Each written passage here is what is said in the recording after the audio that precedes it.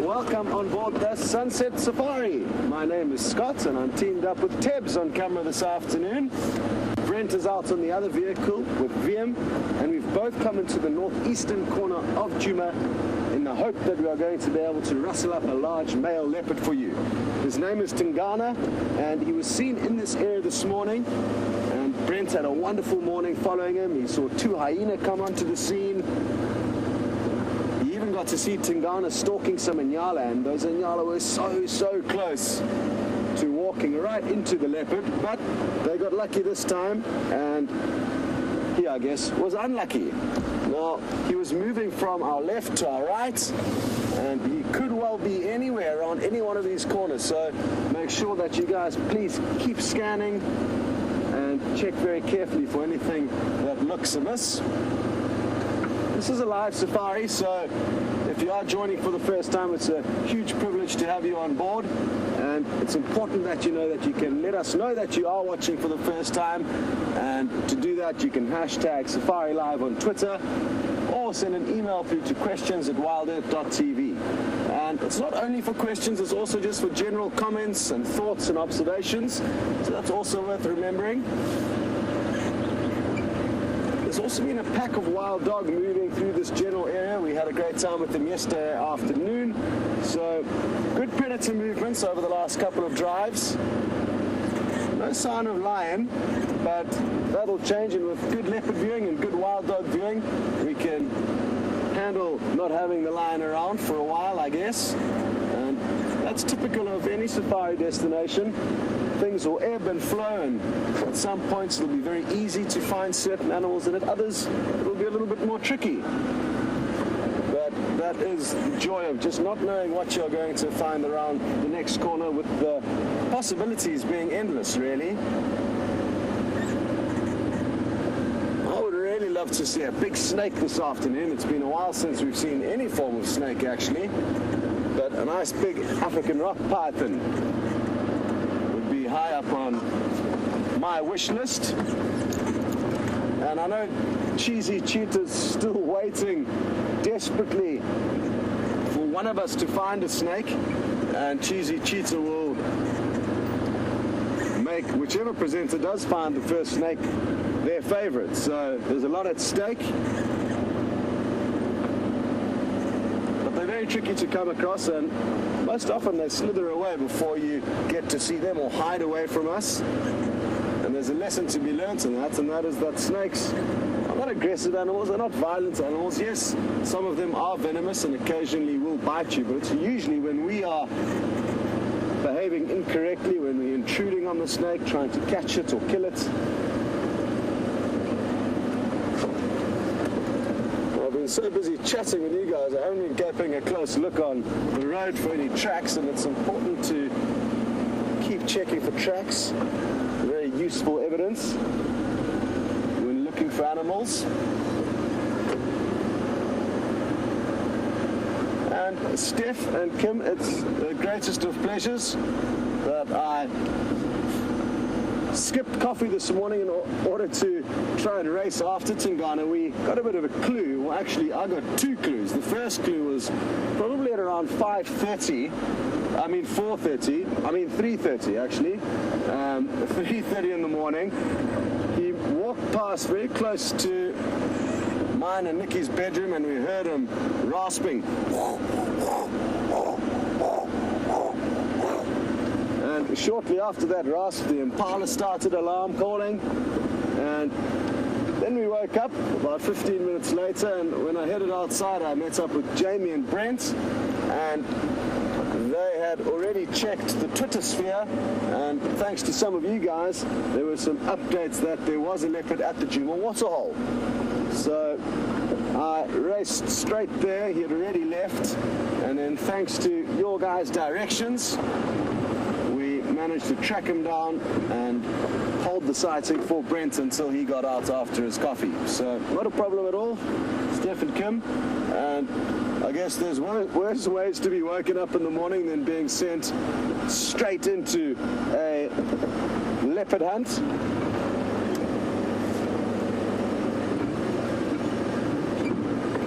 Now, Brent is currently off the vehicle because he's got the best idea of where this leopard was last moving.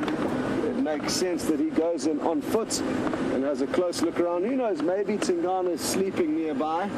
But Brent did say he did seem quite mobile, so difficult to say where he'll be. Leopards will move during the course of the day, even though they're more likely to move at night time.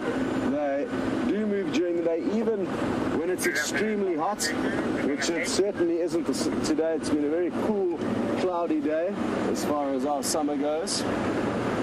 Ephraim's just got mobile. He's one of the Cheetah Plains guides, and I'm just going to let him know that Brent and myself are snooping around here and that there's no other updates.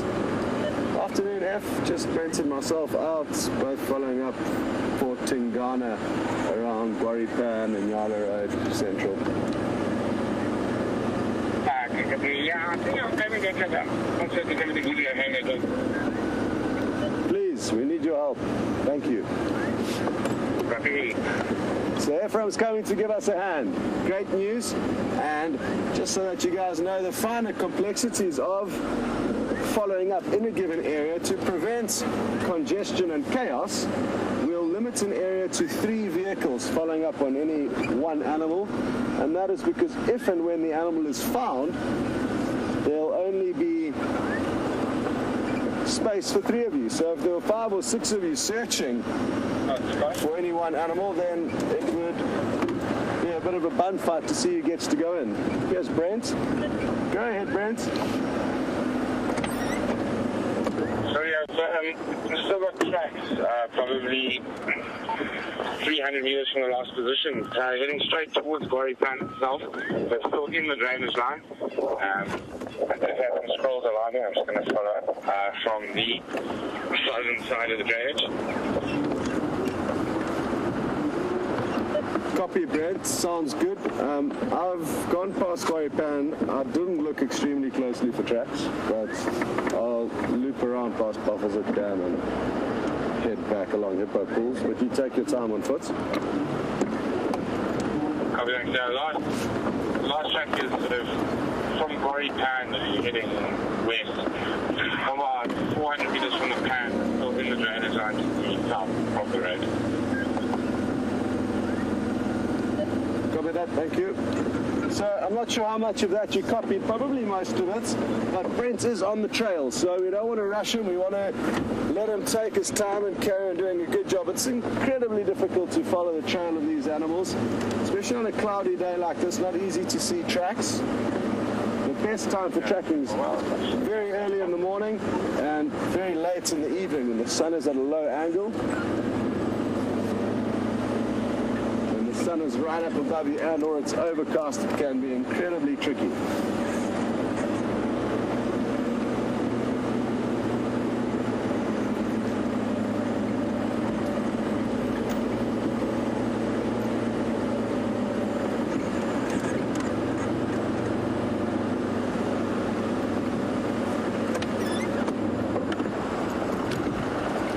Good afternoon, Wayne, and good to to have you on board with us, and thanks for sending your question through. Wayne has asked about a certain antelope called a puku, and what I'm going to do is find a picture of one. I've never seen one in real life, Wayne, and they don't occur here in South Africa. Sorry, I just need to listen carefully. Not sure what I just heard.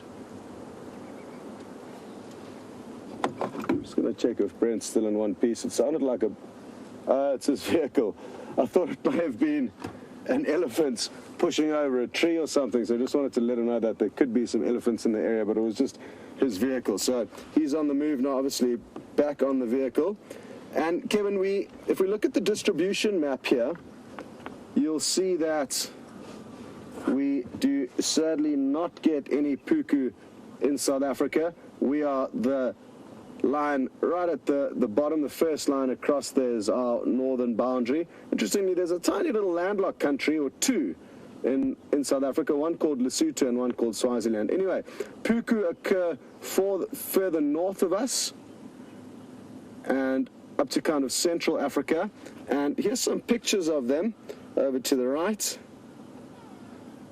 The closest animal I have seen to a puku is the one below, which is called a lechwe.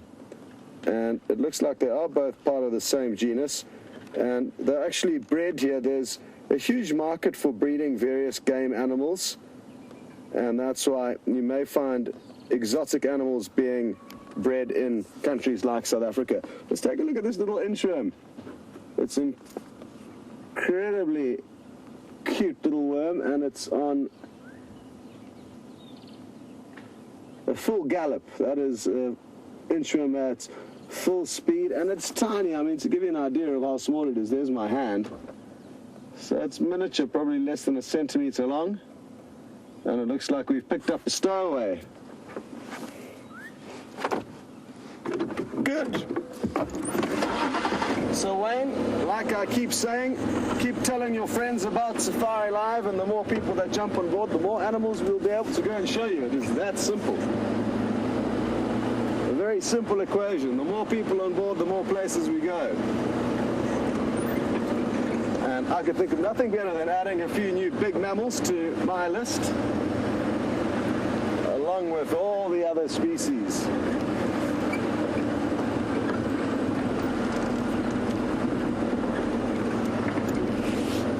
Betty in Virginia would like to know, how far is it from the Juma waterhole, which is now currently dry, other than the tiny little pond that the waterhole camera is overlooking now? That's not the official waterhole for any of the new viewers. The official waterhole is that big brown bowl below it that is clearly empty at the moment.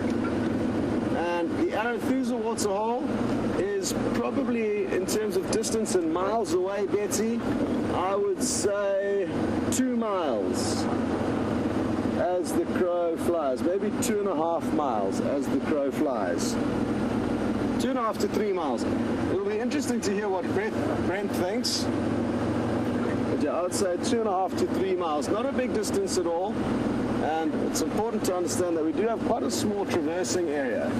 We don't have nearly as much land as most of the regular guides here, along with their guests. They've all got bigger playgrounds than us.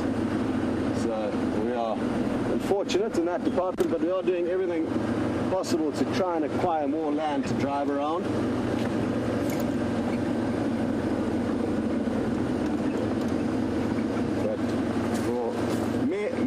It's harder than you'd expect. But we're not going to go down that road now.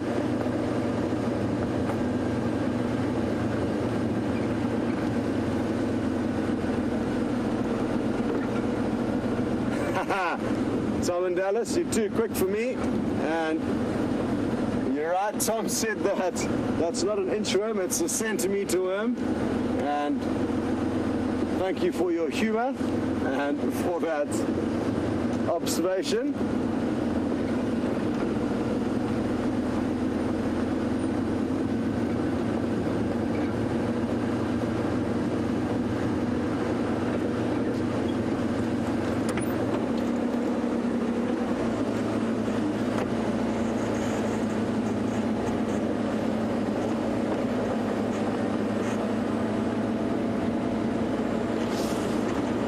our favorite things about being on these live safaris with you guys is hearing that there's a new viewer. Kush, welcome, and you've asked a very, very good question to start off what will hopefully be many more questions in the future. And Kush is inquiring as to whether or not these safaris that we're involved in are aimed to merely spectate and not interfere at all. And you are completely correct there, spot on. We interfere as little as possible, and any interferences that we may make, it would be completely by mistake or unintentional. If animals are injured, we let nature take its course. We don't intervene and call a vet unless there's some very kind of certain factors, unless man was involved in creating the injury, and possibly if it's a highly endangered animal like a wild dog or a cheetah, then understandably there's good cause to intervene. Other than that though, we will simply spectate, and it's important to keep things that way. I think it's surely clear to most of us now that the greatest threats to animals on the planet is us as humans, and the less we get involved, as a general rule, the better. So don't worry, Kush, we're a spectator safari, and hopefully we're going to be able to watch some incredible events unfold with you. Let us know where you're from, Kush. It's always wonderful knowing where people in the world are watching, and that way we've also got a slightly better idea of who you are.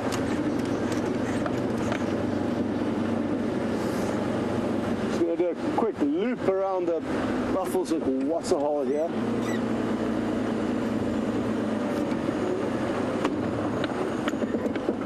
So, just like the rest of the waterholes at Djuma, if you take a look to the right, there is absolutely no moisture here at the Buffalo's Hook waterhole.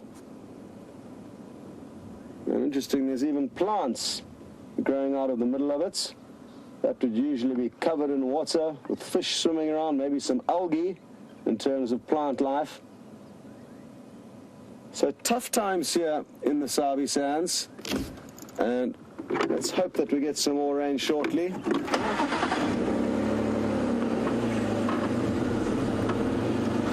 Some water here would be a good spot to hopefully find Tingana, this big male leopard we're trying to track down.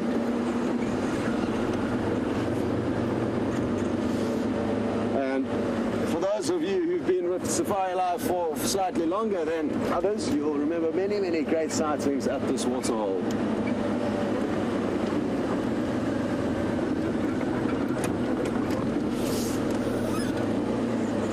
Hello, Genevieve. And you would like to know if there's any devil's thorn growing, and there could well be. I haven't noticed any. They've got little yellow flowers, and I'll definitely keep my eye out for them. They usually grow on disturbed soils, the devil's thorns, which there's quite a lot of actually disturbed soils here on Djuma. And when I say disturbed, it doesn't necessarily mean they've been disturbed by humans. They're just not as nutritious as other parts of the property. I think I may have seen some here. Let me just get out and double check.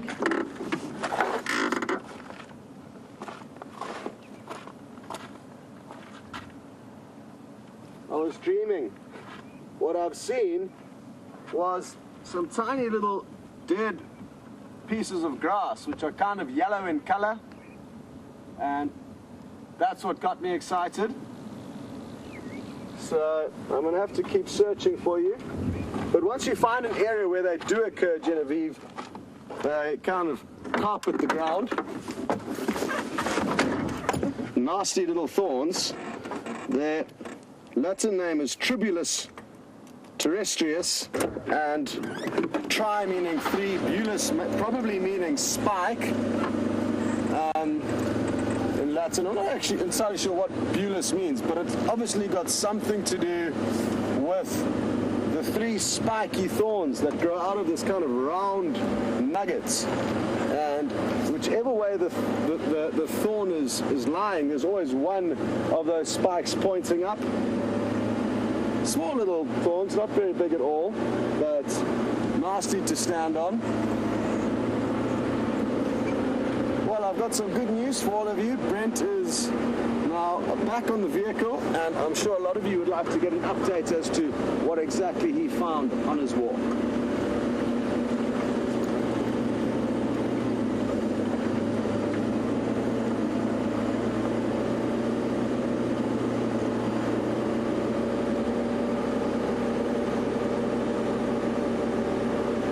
Apologies, he's not quite ready for you. Had a misunderstanding with Kirsty, who's directing the show, but he will shortly be ready to receive you. He's probably just doing his hair, which is quite a mess at the moment, so it takes a bit of a while.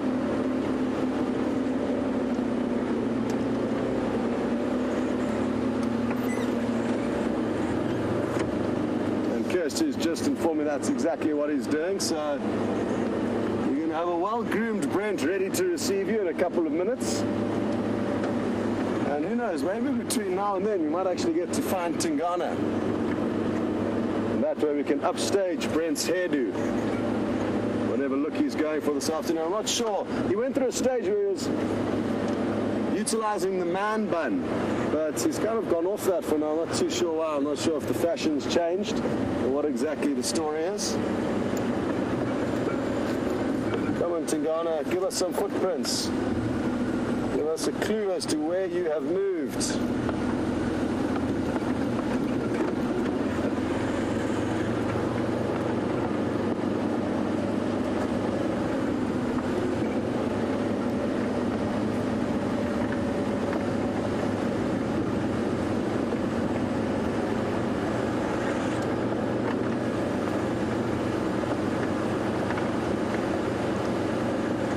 Afternoon, Dana, and sadly you're asking the wrong person regarding updates of any lions because I wasn't out this morning. So as soon as Brent is ready for you guys, I think we can relay that question to him because he was out this morning and that way would have known any updates that the guides in the surrounding areas would have given. So last I heard, I think they were somewhere to the east of us, not too far away on Torchwood, and I think their tracks were going north into Buffelshoek.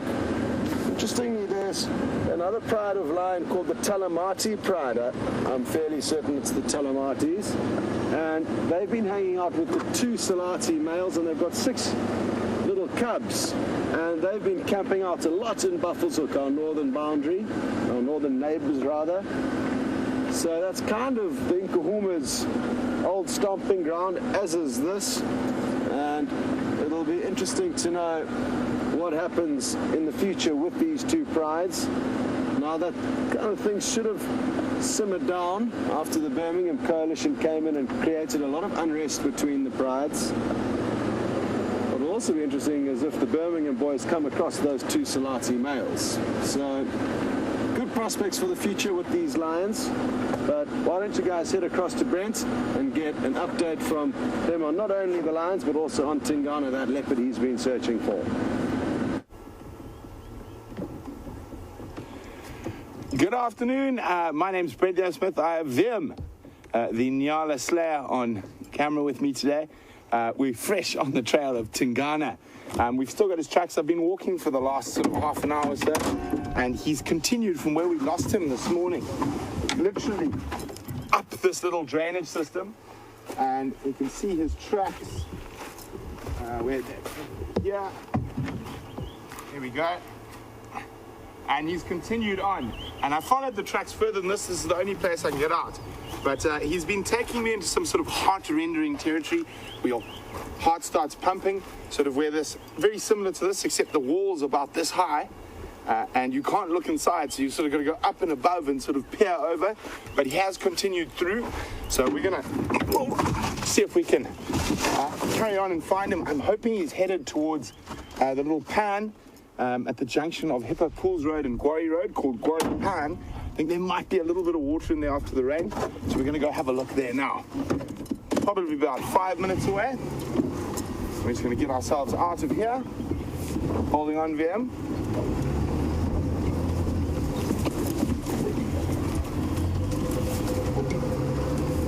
Okay, so the one great thing about walking is you learn all these little secret spots that enable you to get in and out of these difficult areas. Just like this one.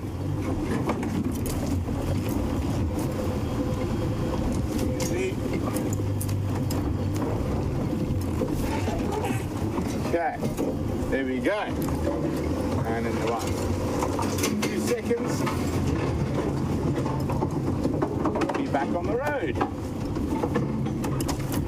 So the last track I had is probably about 150 meters to the sort of northeast of where we are now. Unfortunately, these tracks seem to be heading towards our eastern boundary with the Torchwood, but I'm hoping he's got a bit lazy before he's got there and decided to have a snooze.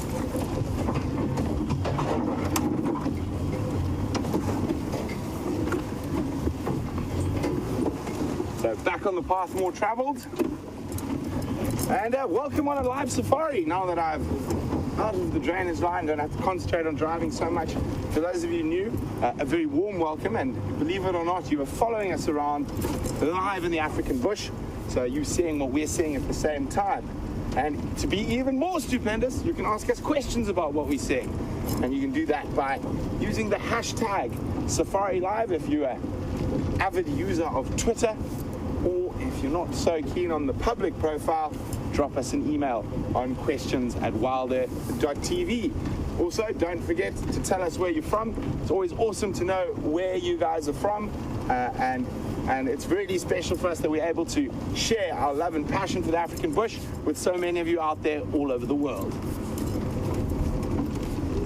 So there we go. You see this little rocky outcrop here on the right? So it's a dolerite dike, and the last tracks of that leopard were in line with this dolerite dike.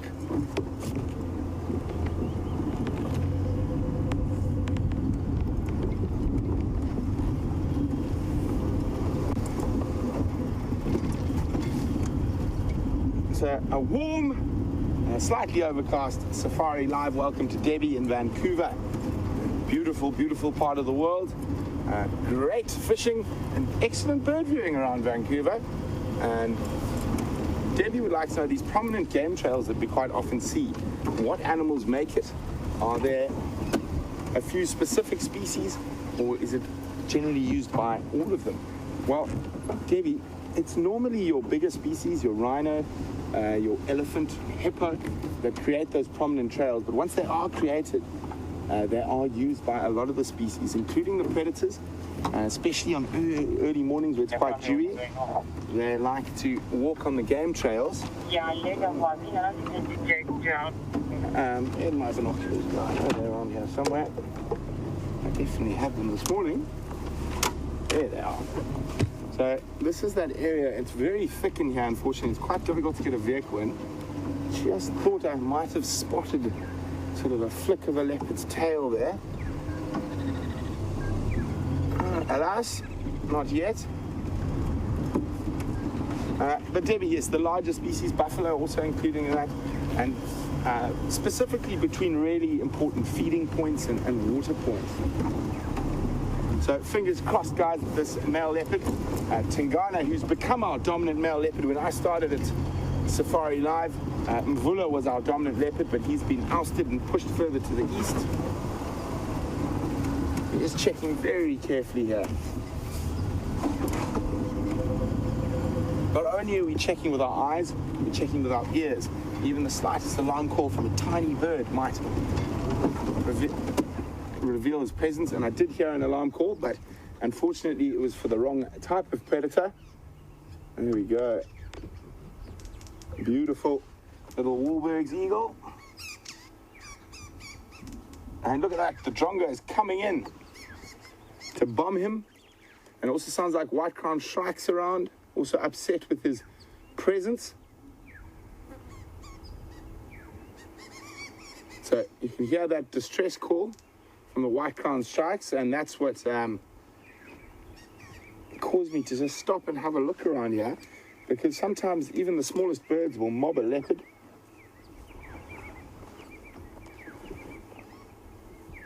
So a little Wahlberg's eagle, a dark morph Wahlberg's. You get dark and pale morphs. pale morph is obviously a bit lighter. And you can see that very distinct little crest on the back of his head. That is one of the diagnostic features of a Wahlberg's, also its size. And also if we look at its gape, so its mouth, you see how the end of the mouth only extends to about the middle of the eye. So if we're looking at something like a steppe eagle or whatnot, that gape would extend beyond.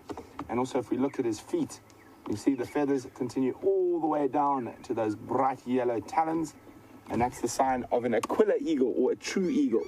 So your buzzards and snake eagles, the feathers don't go as far down. If we drop down to the right, in that little knobthorn that's got the weaver's nests on it, can you see it, or do I need to move a bit further forward? And a little bit to the right, down a bit. There you go, there's the white-crowned shrike, who's shouting at the... Sorry, guys.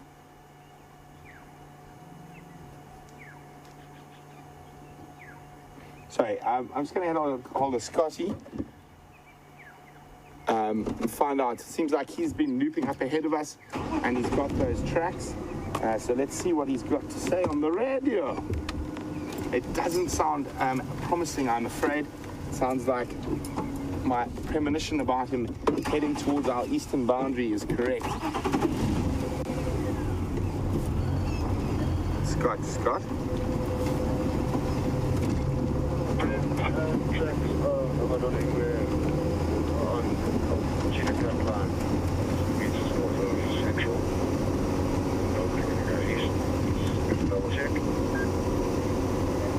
Copy, thanks.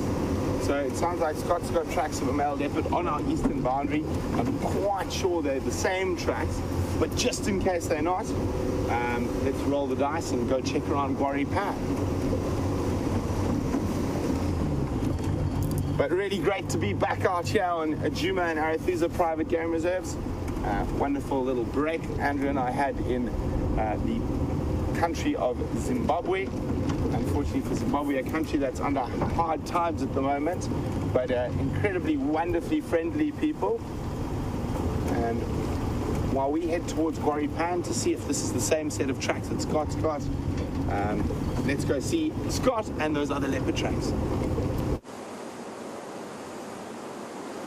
Welcome back, everyone, and we've got some good clues, but sadly we are in the wrong area. We don't want to be here. We're on our eastern boundary, and this is where we found some tracks of Tingana. So take a closer look here.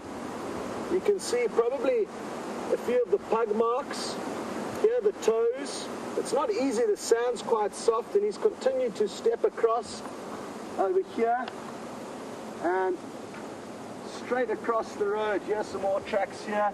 Not easy to see a few more further behind us here.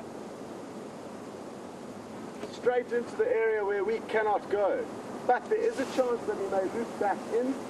So we just got to hope for the best.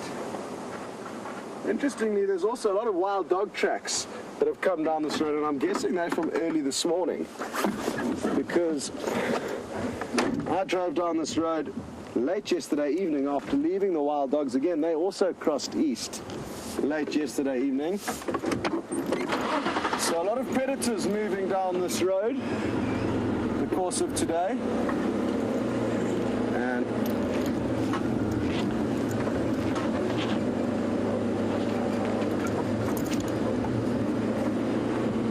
just kind of left some vehicle tracks there so that other guides who can follow up on them can go to the last point and then start following from there.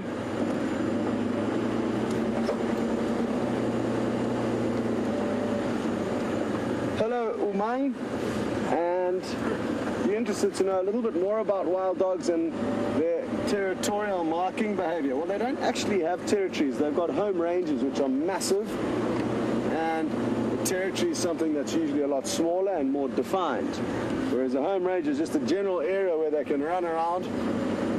And even though they don't have set territories, if they do come across another pack of wild dogs, they may well have a dispute. But it's not so much over the land, rather they're just fighting over the general area, and I suppose that is the land. But they're not nearly as strictly defined as the territories of lion and leopard. and you won't see them actually scent marking, urinating as they move along. But their movements in general will be leaving a scent trail. Just their footprints and anywhere they've moved will leave a scent trail for wild animals with strong senses of smell to follow. What a pity Tingana's left us. But this is just about as far east as he'll go. He goes all the way from here and now slightly further east. This is kind of new. It's the first time I've seen sign of him going further east of this road. Even though he has been seen a couple of times, I personally haven't. And he's continued to move. We basically didn't see him when I started here a year ago. We actually never saw him on Djuma really, or hardly ever. And it was mainly another male leopard called Mvula. But over the course of the year, things have changed quite drastically, and Mvula has expanded his territory greatly, pushing Mvula, Tingana has expanded his territory, pushing Mvula further away.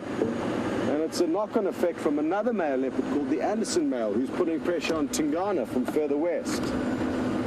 And I'm really lucky to be able to understand the insights of what is usually such a shy and elusive animal, and get to know them this well.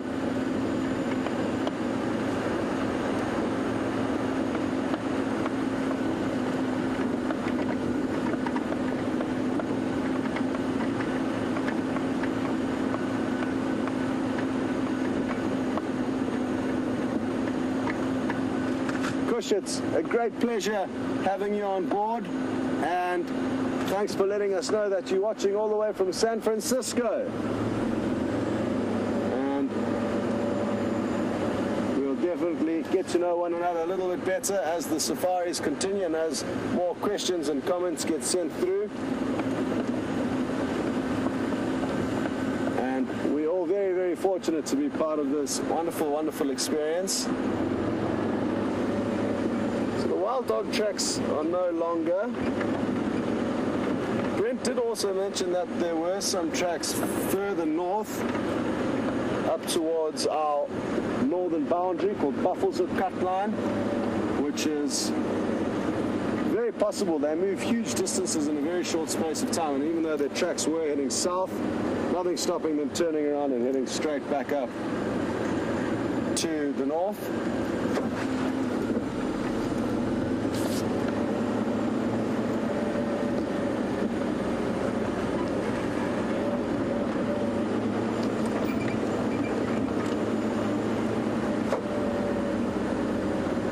To Summer, who would like to know what is the most rare animal to see on a safari. Well, it'll all depend on the area that you are in. But in the Sabi Sands, probably a pangolin, an aardvark. Those two are the hardest animals to come by. Whereas in other areas, it may be the leopard that's the most elusive or rare. So it really does depend on where you go on safari. Here's Ephraim, who was coming to give us a hand to help Tingana. He's luckily enough able to traverse to our right. Hello, F. How are you? Very good. Good, thank you. You'll see where I drove a little bit off the road there, where I found his tracks. Okay, you're crossing? Straight across. Yo. So good luck. You'll find him, man. I'll call you, no problem. Thanks. Chase him back to us. No problem. I'll take him back. Cheers, everyone. Have a good day. Real character, old Ephraim, and he's got huge experience behind him. He's a wonderful guy, and he always makes me chuckle. He's always so positive and friendly. So that may have been the first that you guys have seen of Ephraim, or some of you at least. And quite nice to put a name to the face, because you'll often hear us chatting to the various guides over the radio.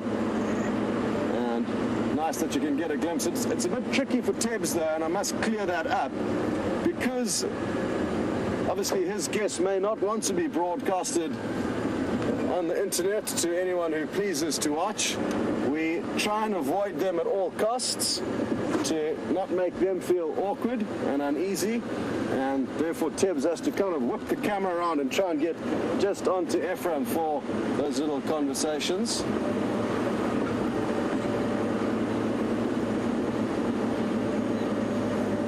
The sun's poking out, which is quite pleasant. And usually it's incredibly hot. It's only about 24 degrees Celsius, 76 degrees Fahrenheit today, so cool in comparison to what we can experience in the summer months. Well, I'd like to show you one animal before the end of the safari, but the bird that I was hoping to show you has just flown off.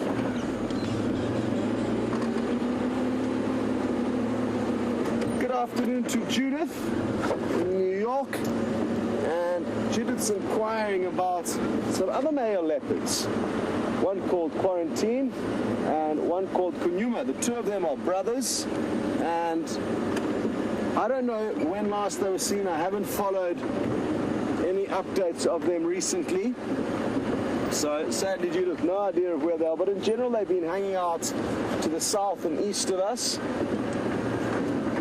This road we're about to turn down now is the last place I actually saw Quarantine. A beautiful young male leopard. They're both about 3 years old, for those of you who haven't met them yet, and they were the leopards that I got to spend more time with than any others in the first kind of 6 months here on SafariLIVE. They used to camp out on Juma, and we had really a good idea of where they like to move and where they like to hide out, so we would often find them and spend very long periods of time with them. But sadly they've moved off, and that is normal because young males will reach a point in their life where it's time to move out of mom's territory, and that's exactly what they did. However, occasionally they return for kind of little quick visits, hoping maybe to steal one of mom's tasty meals. Ooh, will this be the first? No, it won't. Thought I was going to get my first animal of the drive. Tibbs might make it happen though. Oh, well done, Tibbs. You may have got a glimpse of a grey duiker hurtling off through the bushes, and their name duiker means diver, and that's exactly what they do when they see us. They dive off through the bushes. And in a windy afternoon like this, a lot of the prey species are going to be extra cautious. Scary conditions, because it's easy for predators to sneak up on them when it's windy. Anyway, the last time I saw Quarantine was in this area. It was an awesome sequence of events. We headed out between game drives and between safaris. Game drives are synonymous for a safari. It doesn't make the hugest amount of sense unless, of course, you know that wild animals can also be called game. So it kind of makes sense. Anyway, just to clear that up, we were out between safaris and saw huge amounts of vultures coming down into this area.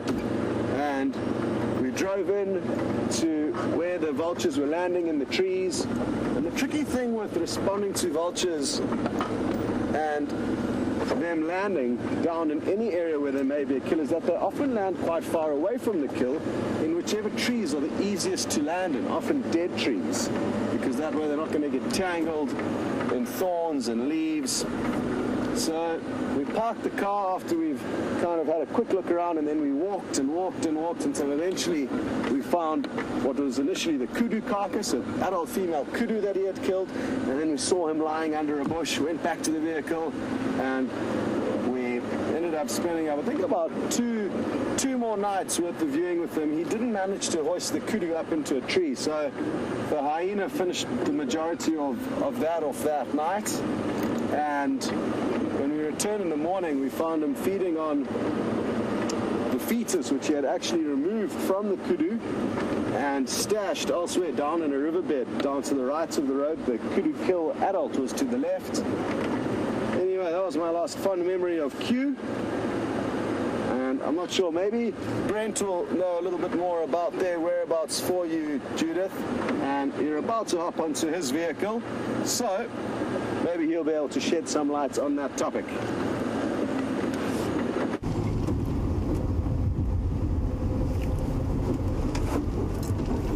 So, look, it's unfortunate. It looks like Tingana has vacated our traverse area. So I'm going to head back towards the area where we're in. And the wild dogs did cross at the sort of northeastern corner, but with dogs, they're so mobile, there's a possibility that they might come back across. So we're going to check our northern boundary next. Scott's been sharing some stories about his old favorite leopard, Quarantine. I've got a few about mine, Kunuma. So Kunuma is Quarantine's brother, his litter mate. I haven't seen him in a long time, but you never know, he might pop in for a visit. But I think so many stories about Kunuma. I think one that I haven't shared as often is the sort of ones that I have shared a few times, is that not too long after I started, he killed a baboon, and not an animal we see too often here on Djuma, but he killed a baboon right in front of Weatela Lodge, and he popped it in the tree, a large African ebony tree. We had fantastic sightings over a few days there, and he was still quite a young male then, and he came down the tree when a hyena arrived, and he literally charged at the hyena and started beating him, and then realized the hyena was a little bit bigger than him and probably had the upper hand, and had to retreat very quickly. But he retreated into some buffalo bulls and then got chased up into a tiny little croton bush, sort of not much bigger than this tree here on the left, but a lot more vegetated. So he was stuck between the hyena and the buffalo. And it was a really incredible sighting. I really enjoyed that.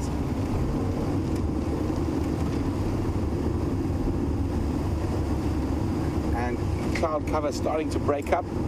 Looks like we might be in for a few more hot days. Sorry guys, radio. Let's see what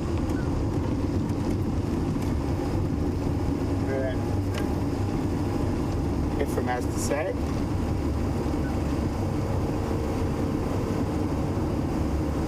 So it looks like this is the area where Tingana crossed east, heading towards the Torchwood camp.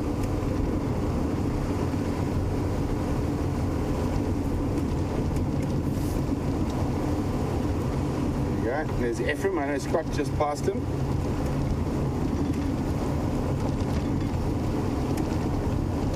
Excuse me, I have to have my afternoon meeting. Quick how's it to F.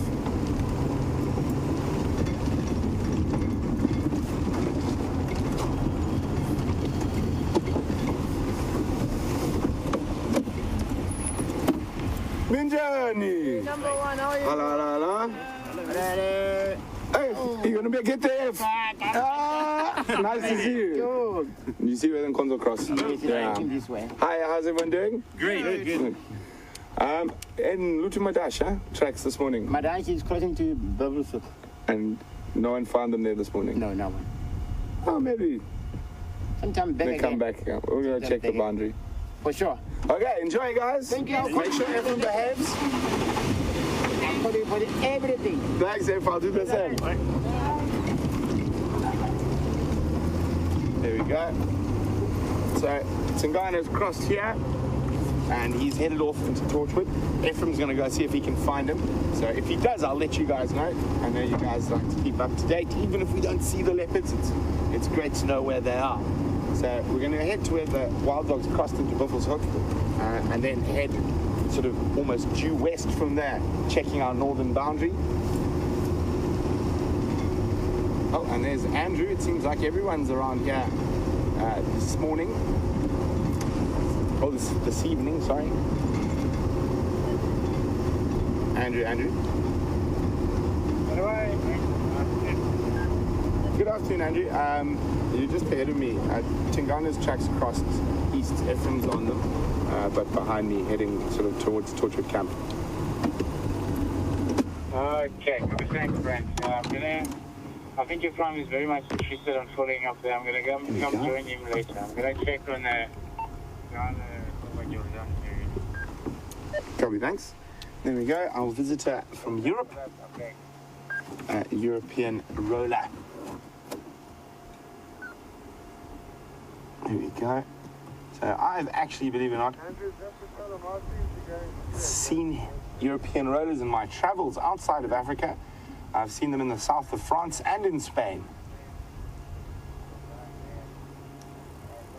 Lovely, lovely, lovely shade, pale shade of blue. And very distinct in quite a lot of the roller species. You see those little white feathers around the throat and face. Now you'll see those. Oh, he's cleaning his beak.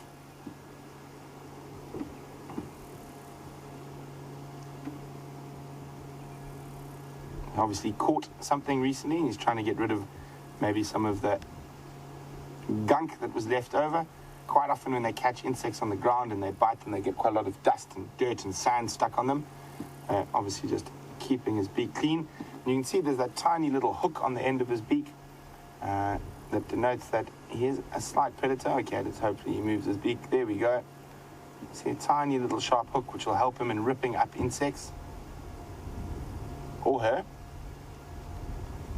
Oh, there we go. Good scratch, good clean.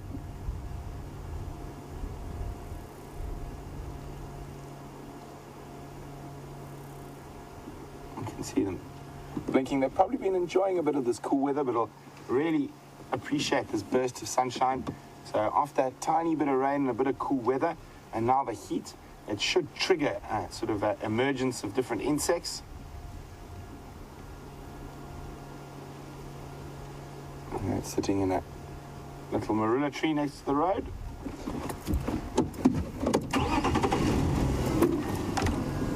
It's awesome to be able to see these birds up so close. He's not even going to fly. Oh no, he just flew. I thought he might stay really close to us there for a second. We would have got an amazing close-up. But who knows, he might stop at another tree close by. We could get him again, which he has done. And he's got his back to us now. Decided it's overperforming.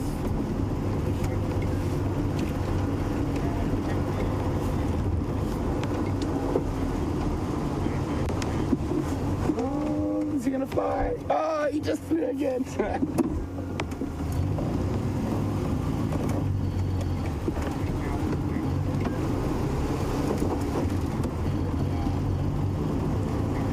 Obviously, we've had quite a long gap since we've seen lion prides on within our Traverse area, and Gemma's wondering why haven't any other prides filled in this vacant lot left by the Inkahumas. Well, Gemma's quite interesting. Well, I can very comfortably say there are a lot of lions around us, and the guests from Juma are able to view them. To the north of us at the moment there's the Talamati pride and the two Salati males. They, as far as my understanding is, I've never seen them myself, but I've heard they have shared carcasses with the Inkahumas, which means they possibly were the same pride at some point and then have split once the pride got too big.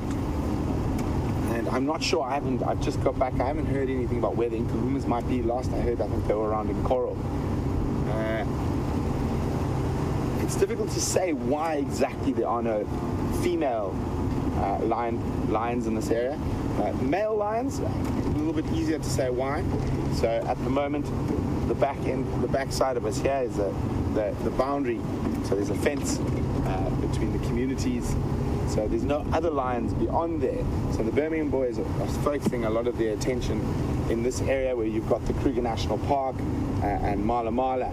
So there's more competition there. So there's lots of male lions that roar there. Therefore, they move into those areas because that's probably the most likely point of intrusion by another male coalition. And the same goes for the north where the Salatis are. At the moment, possibly the reason we're not having too many lions around is the buffalo herds aren't here. Seem to be more to the north and to the east of us at the moment, but that could change, and if the buffalo come back, that could bring the lions back. At the moment, they seem to be eating a lot of buffalo, so that could be a reason. I'd really love to know where the Inkahumas are, because that would help me make sort of a little bit more sense of this picture that's going on. But fascinating, and the one thing is you never know. There could be lions tomorrow morning. Fingers crossed.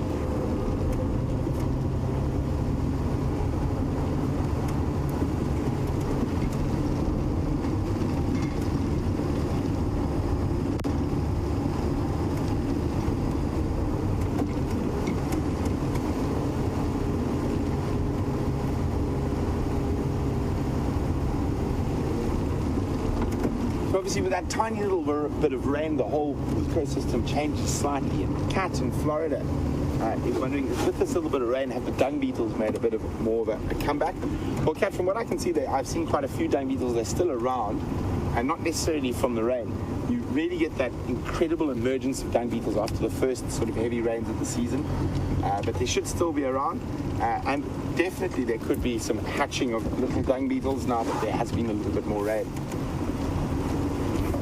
That's where the wild dogs went, so we're hoping they looped around and did that and came back across our northern boundary, which looks like a road to perdition, miles and miles going straight ahead. There's something incredibly picturesque about these long straight roads through the African bush. It seems like you could just keep going forever and ever and ever.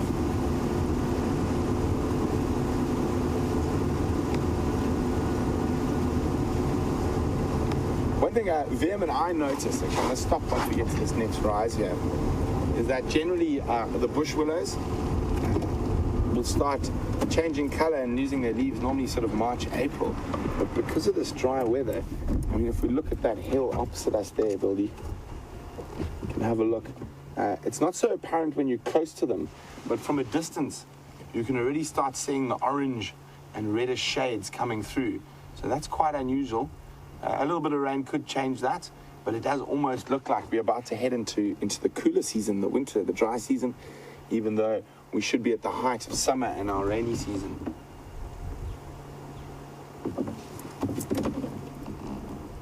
And there's only one constant in the history of the earth, and one constant while you're in the bush, and the only constant is change.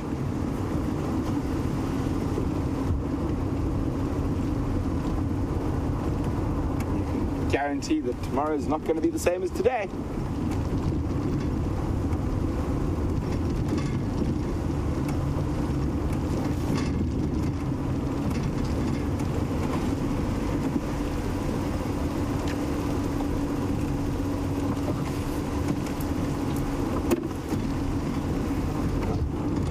So Ellen Fowler, one of our regular viewers, Ellen would like to know, what does a European roller sound like?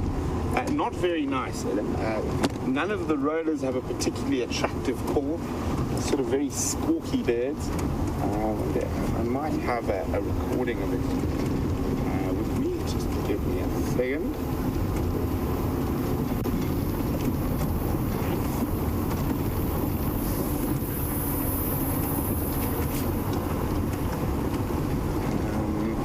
Roller.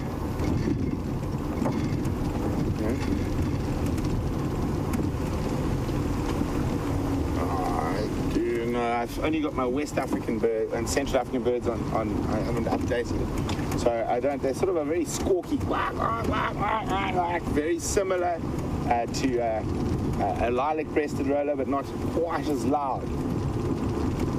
A lilac-breasted roller I do have.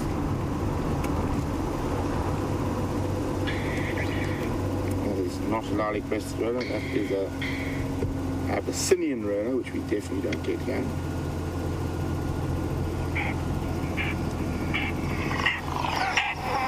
Not a very attractive call. That's one of the lilac-breasted rollers called. Very similar, the European roller. A lot of the roller species sound very, very similar. Definitely not the prettiest call in the world.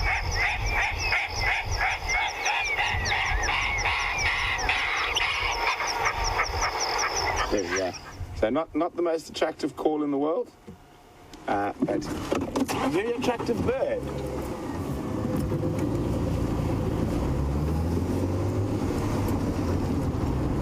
Apparently Final Control says it sounds like the presenters shouting at the directors. Of course, as presenters of such angels, we never shout at anyone.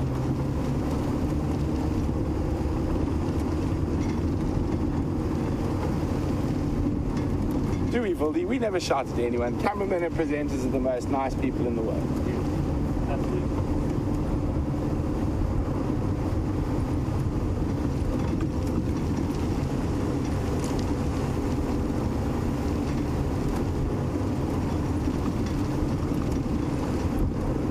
another one of our regulars, Raisa, welcome on the Sunset Safari, would like to know if I've ever seen Jackson's three-horned chameleon, which occurs in East Africa. I have. Strangely enough, outside of Madagascar, which has got the most chameleon species in the world, the next highest number of chameleon species in the world is in Tanzania, in the Eastern Arc Mountains. The Eastern Arc Mountains are a long range of mountains that are quite often separate from each other. And you've got an incredible evolution there with birds and chameleons and snakes that have basically evolved from a very similar, or from the same sort of host or original species, and each of these different mountains has a different version. And the Jackson three-horned chameleon is one of those. And there's also quite a few different species of horned chameleons, including, it doesn't have a common name, but that's not Eastern Arc Mountains. If you guys remember, I've got a photo. I will show you species.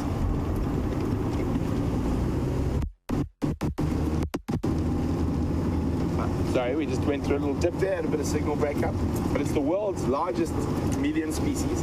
It lives in Miombo woodland, or Brachystegia woodland, from northern Zambia up through to southern Uganda, and majority of Tanzania, Malawi, and literally it's bigger than a Jack Russell. If you put it on my arm, it would be from there to about there, and about this big, weighs well over a kg, nearly 2 kgs of chameleon. I do have a picture on my computer from when I was in Tanzania. I'll try to remember that tomorrow. I'll make sure I bring it along so you can have a look. Well, that's a snatch of birds. It literally does eat birds and really big borer beetles. So incredible stuff. Quite difficult to find. They often live very high in the canopy. I've only ever seen 3 in my life, and all of them are as while I was building roads in the concession in southern Tanzania.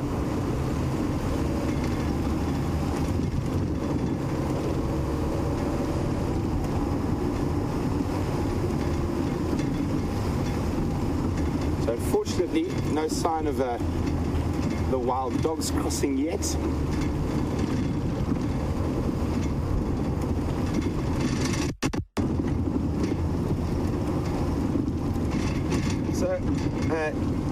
We've got at the moment, it seems to be 2 cobras, one that lives at where I live with Jamie and Scott and Nikki and Eugene. We all live in one house there, and then there seems to be another cobra that's at the DRC, and I know a lot of you are worried about them.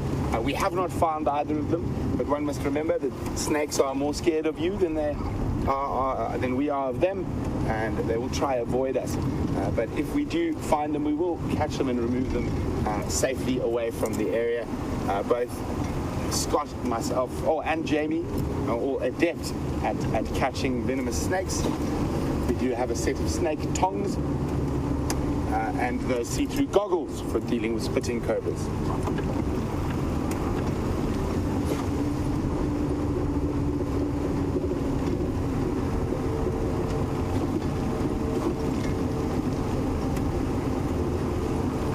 The last time I saw the Nkrumah Pride was right here, lying up.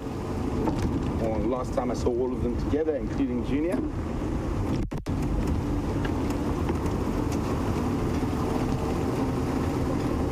So we might get a bit of signal breakup as we go through this dip into the sort of creek bed. I'll try and move through it as quickly as possible.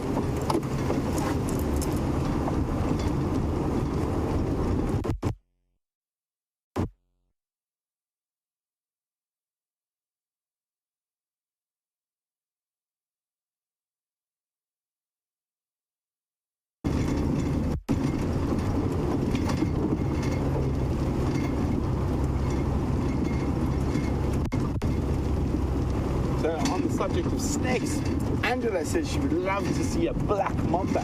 Me too, Angela. I know Scotty had an incredible sighting of one in December last year. I know, and Chandra and I had an amazing sighting of a boomslang. And what else?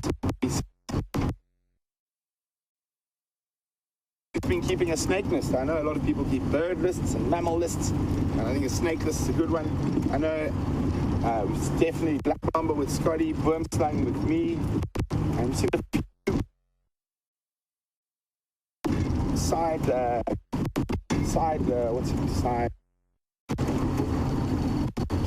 one of the little sand snakes. We've seen puffaders.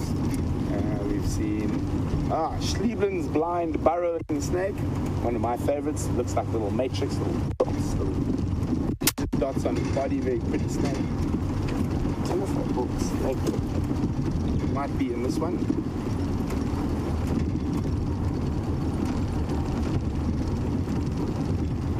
And a red-lipped herald with Jamie on bushwalk, and what else? I know from our point of view, not that we saw them alive, but on Christmas Day we rescued a black-headed centipede eater out of the swimming pool. And variegated bush snakes, quite common in and around the camp. And some ellie tracks. Unfortunately, those elephants are heading across the boundary.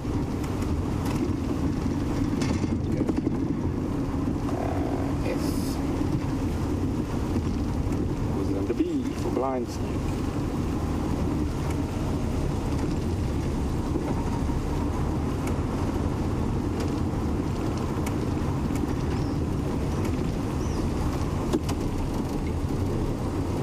Just heard a bird there.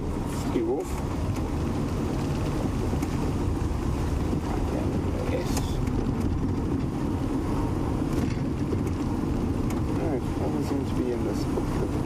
Snake I'm looking for. Thought it might be. There we go. Beach blind. Stiegels. There you go. 49 and 50. But I don't know why the snake appeals to me so much. It's a very funny looking snake. It doesn't really have a proper tail. But we've seen a few of them. I had a really fantastic sighting on drive. Here we go. You can see this one here. And you can see it. It's a beaked blind snake. You see it's almost got a bird's beak, and you can see the eye there completely glossed over. And they've got these wonderful little dots there. Sometimes look a bit more similar to the Zambezi. Not quite striking black and white, but almost silver and gold with the spots more like the Zambezi there. But yeah. Very, very cool snakes. Should be another one now. And they don't have proper tails. This isn't the same one, but it's the same body shape. You see the head looks like the tail. So it's like a big fat sausage. There we go. But yeah, lots of snakes. Snakes are something you don't see as often as you would think. Everyone assumes that the African bush is literally littered with them. They're around, but they definitely like to keep them away from us. They are far more scared of us than we are of them. So while we continue our endeavors after Africa's painted dogs, let's go see what Scotty's been up to.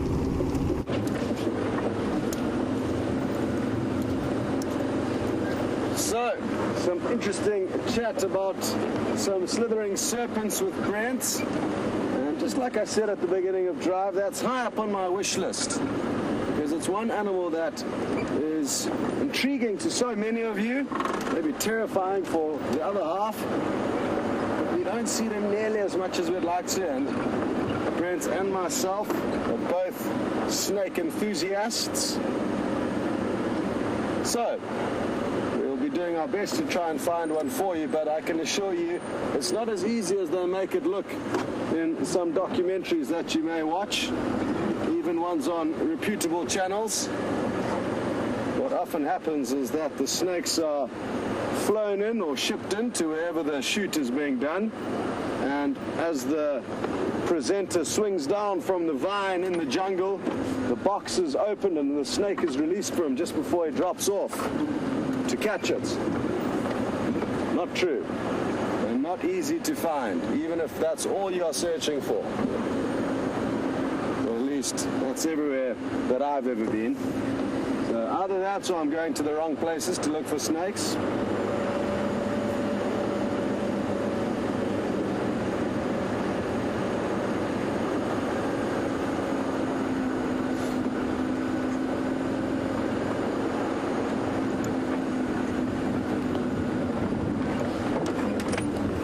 to Don in Georgia, and you'd like to know a little bit more about African rock pythons and the habitats that we may find them in. Well, like I've just said, there's no set rules that make it easy to find snakes. There's some young lilac-crested rollers that we can hear making a racket. I'm just going to reverse and see if I can't get you a shot of them. Oh no, that's not going to work. Anyway, that's the noise that we could hear up there. They don't have the prettiest of calls, the lilac-crested roller. Sorry, Don. Back to the habitats that African rock pythons like. I've seen them all over the Sabi Sands. Riverine areas tend to be quite good.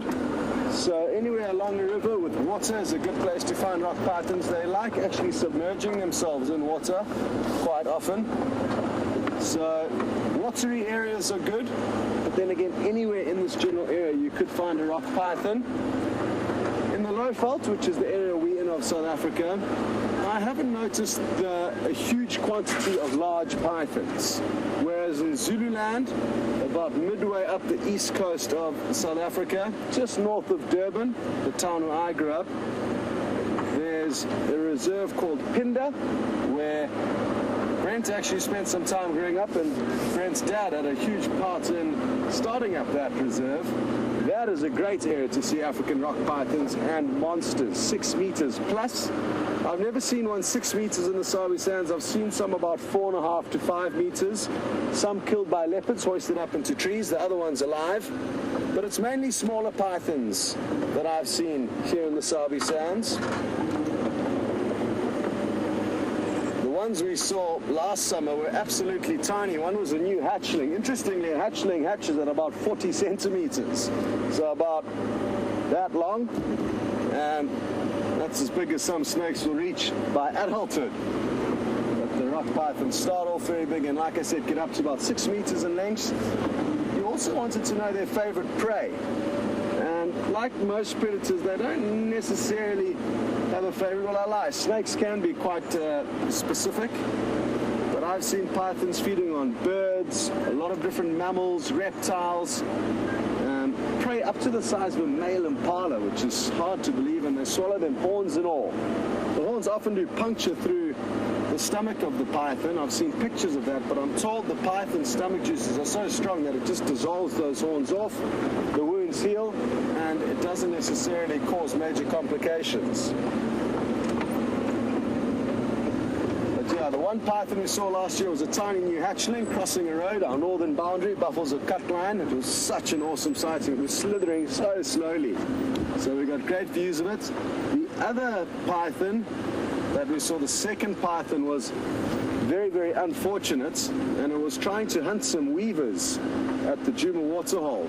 And thanks to the Zoomy, whoever found that incredible sighting of the weavers bomb diving the snake, they had obviously detected it, mobbed it, and knocked it off a branch, and the tip of its tail got hooked onto the hooked thorn of an acacia. And it didn't have enough strength to pull itself up. There weren't any branches nearby, and it was just dangling there, a sitting target for the weaver birds to come in and pulse it on the head, shot after shot, until it eventually died.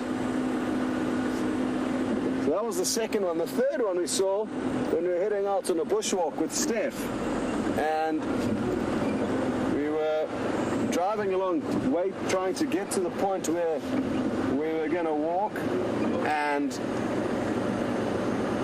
we saw these Inyala staring down into the grass, and the Inyala led us to a python, which was a better length, about 3 meters, I would say. So again, not a monster, but a decent sized python.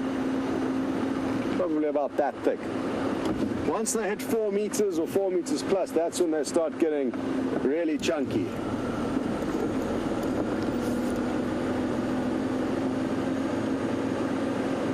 Yeah, well, sounds like Brent has had some luck finding you some animals, and enjoy.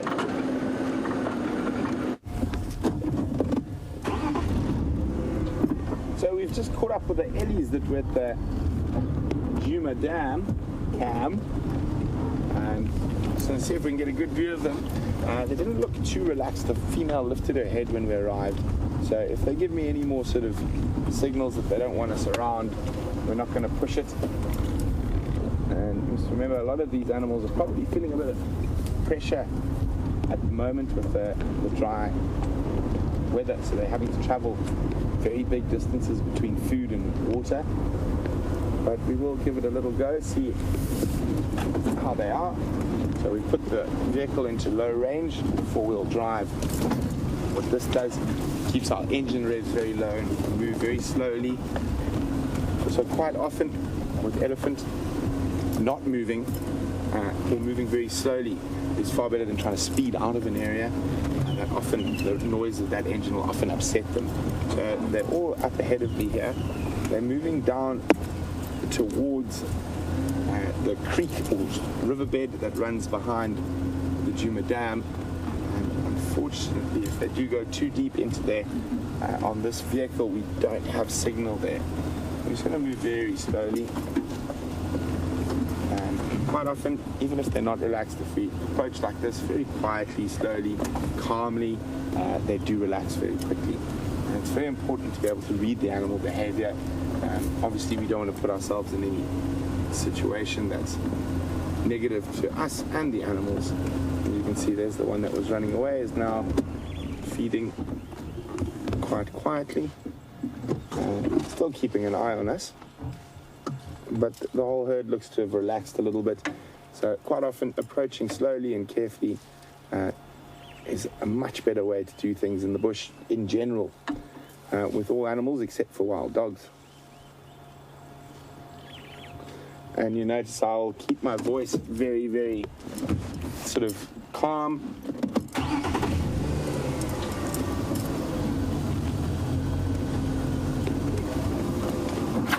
Little baby through there. Hello, Gracie.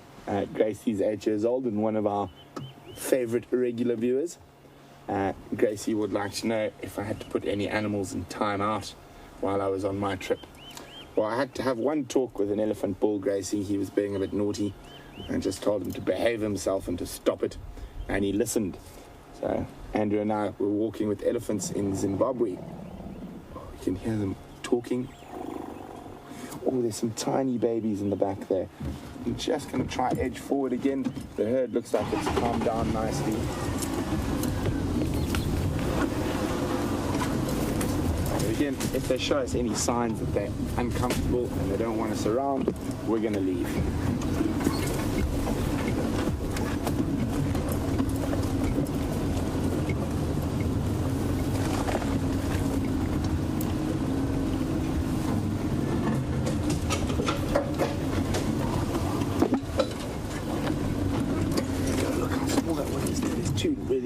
The one at the back, tiny little guys, so probably a couple of months old. The one in front flinging dusk is probably about 7 or 8 months old, still under a year.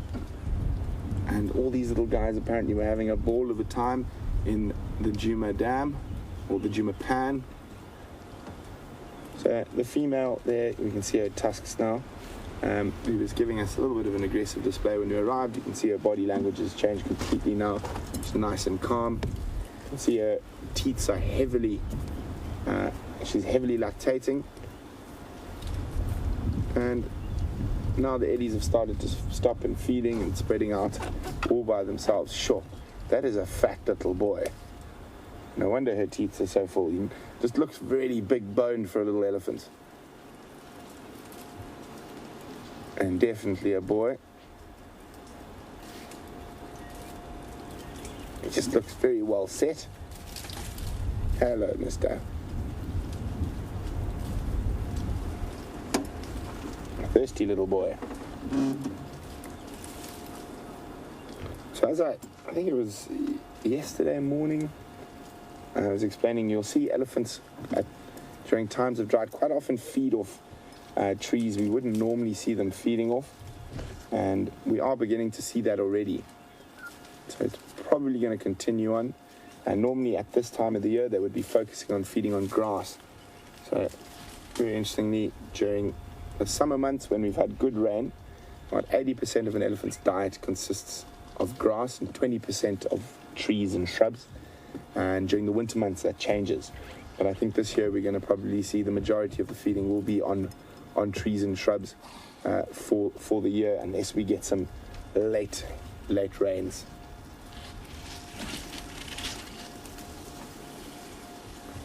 If you look off here, Liam, through this Timberti, there's a little Natal francolin. He's just moved on. Who's taking advantage of the elephant dung. So elephants only digest about 60% of what they can eat. So you often find birds like this will come scurrying around, breaking up the dung, trying to get some other stuff out of it. There's also a crested francolin as well, 2 francolin species. I don't know if you're going to be able to get them down at the base of the tree there. A little bit to the left. There we go, there he is. And a crested francolin, so 2 francolin species here for the bird watchers. The 2 most common species of francolin that we see. Those wonderful, even though they are quite brown, they are beautiful. You see those feathers. And if there are any fly fishermen out there, that is a walker's killer walking about. So those back wing feathers are used in the fly fishing industry to make a very popular fly in South Africa called a walker's killer.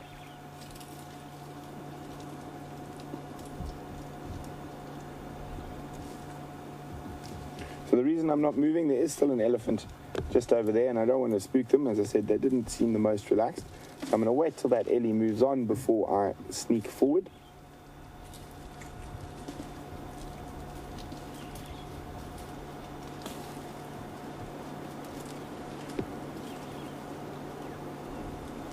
Here you can see the hairs on the end of an elephant's tail.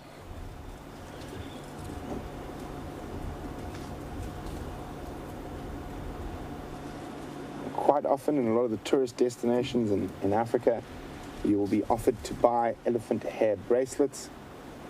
Please don't.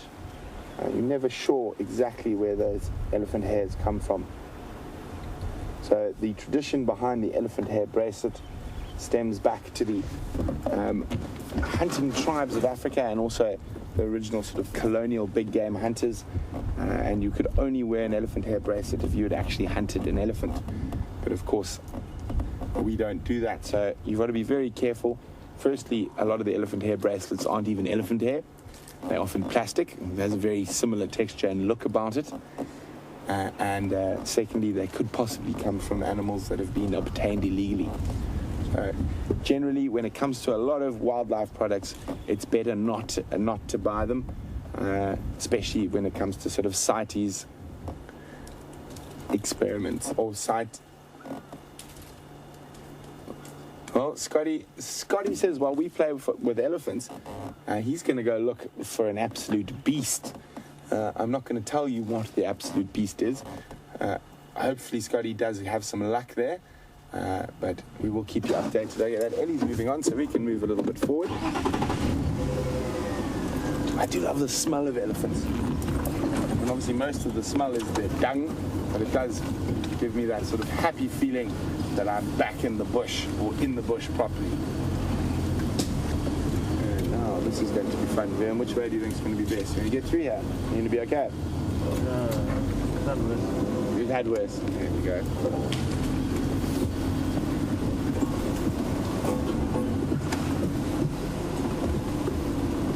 So while we get closer to the largest land mammal in Africa, Maisie is wondering, are we afraid of any of these? We good? Of any of these animals? Afraid's the wrong word.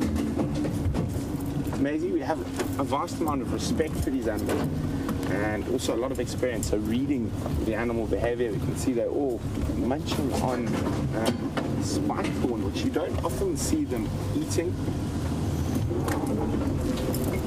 Let's try and get into a spot where we can have a look. Here's the spike thorn. It is not a very nice thing to eat. Sometimes young elephants or old elephants with abscesses in their mouths will eat it. Just just break a piece. We'll chat about it a little bit later. We'll just get a view of the ellies.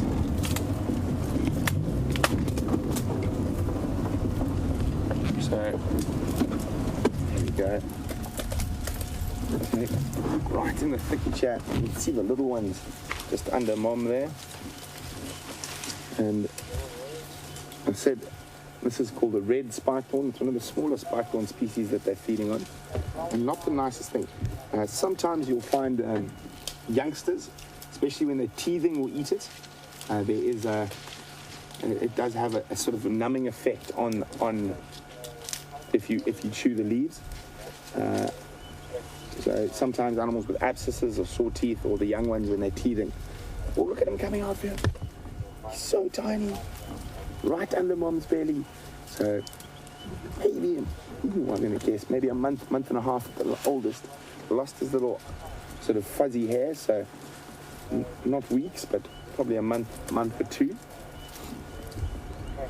So there's a couple of species that have that sort of effect on any humans or animals that eat it, causing a slight numbing and drying of the mouth.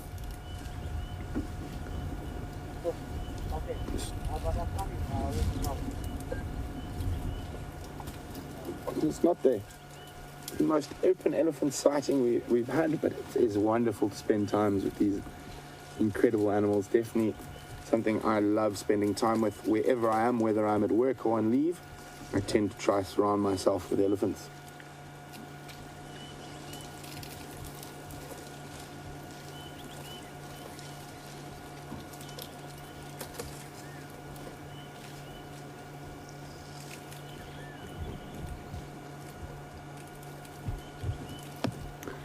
Philip is watching with his young daughter, and he said his daughter immediately said Dumbo. She's so happy right now. Well, that's awesome, Philip. So great you're sharing the SafariLIVE experience with your daughter. Hopefully she becomes an avid lover of nature, as I'm sure you are. So while those ellies move on, I'm going to try to find a place. I don't know if I'm going to be able to follow them through there. So here's the spike thorn. It's not actually a thorn tree, believe it or not. So thorns are thorns. These are modified branchlets. Let me just turn it like that, and you can see it's a spine. So it's a branch that is actually modified into a sharp defensive item to protect the tree. Obviously, it doesn't work against elephants, and they've got mouths like an old boot. But now, these leaves, and that the elephants were eating now, are not the nicest. As I said, they have a slight numbing effect. They also don't taste very nice, very high in tannin. So it also dries your mouth out. So, in the name of fun, I will endure. Wiem, are you going to endure? Ugh, there you go. See, Viem's got the good spot because he can pretend to eat it as I pass it, but he doesn't have to. He can just throw it out. But let's have a look. So, yeah, really sort of sucks up all your saliva very, very quickly. Obviously, if you wanted it to have that sort of anesthetic effect, that numbing effect, you have to chew a lot more than we're chewing and keep it in the same area. But you can still feel a slight tingling on your gums, even just from those small leaves. Definitely glad we've got a nice stocked kitchen and don't have to go around eating little spike thorn bushes. And as you can see, these ellies have moved off into this really thick area here. Secondly, they've gone into a tambuti thicket. So a lot of these trees, like that one there, is a tambuti, which is a very slow-growing tree and one of the hardwoods in the area. So we never drive over those. So I'm afraid we're not going to be able to follow them any further. But I'm going to try see maybe a little bit later if they pop out somewhere in a little bit more open. But in the meantime, let's go see what's out and about.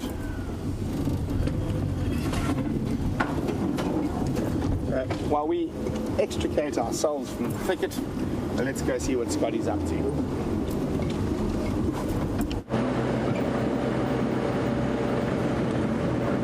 Well, Brent must have a very unpleasant taste in his mouth. Not sure why he decided to go that route of tasting a spike thorn leaf.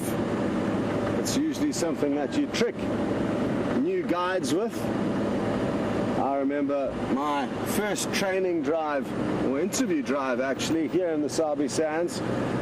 My mentor asked me to go and break off a branch from a buffalo thorn tree. And what I'm going to do is I'm going to find a buffalo thorn tree for you and show you why you don't want to be trying to break one of them. They are incredibly nasty bushes. They've got hooked thorns, straight thorns, and I got tangled up in it, and that way learnt my first tree of the area.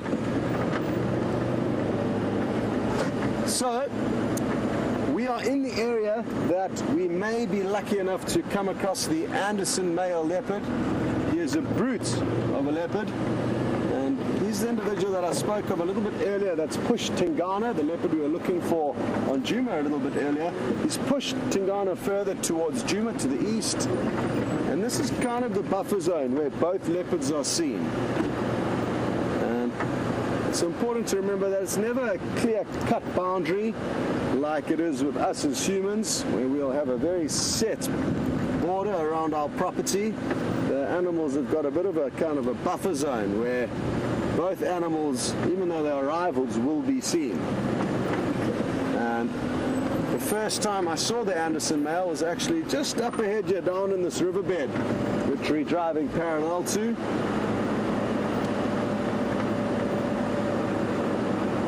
And why don't we go down in there and have a look, and I'll show you exactly where we saw him.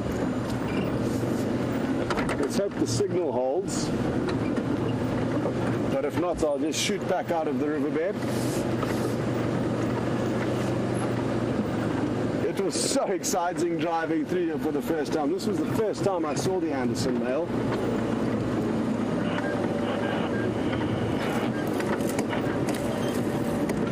Imagine if he's here again. It's possible. It certainly is possible. They like kind of regular hangouts to a degree. And just like us as humans, they will kind of follow regular pathways. Not all the time, but fairly often. So this area is called Broken Dam. There used to be a dam wall somewhere here. And this is probably where I stopped the first time, and I'm just going to jump out and show you what he did. He was lying down under this bush up here, making sure he's not going to pop out again. And lay down here just for about a minute or so, and then got up and started walking, and he walked all the way across. Oh, you wouldn't believe it. I've just found some big male leopard tracks going right here. You might just be able to see. Oh, there's some elephants.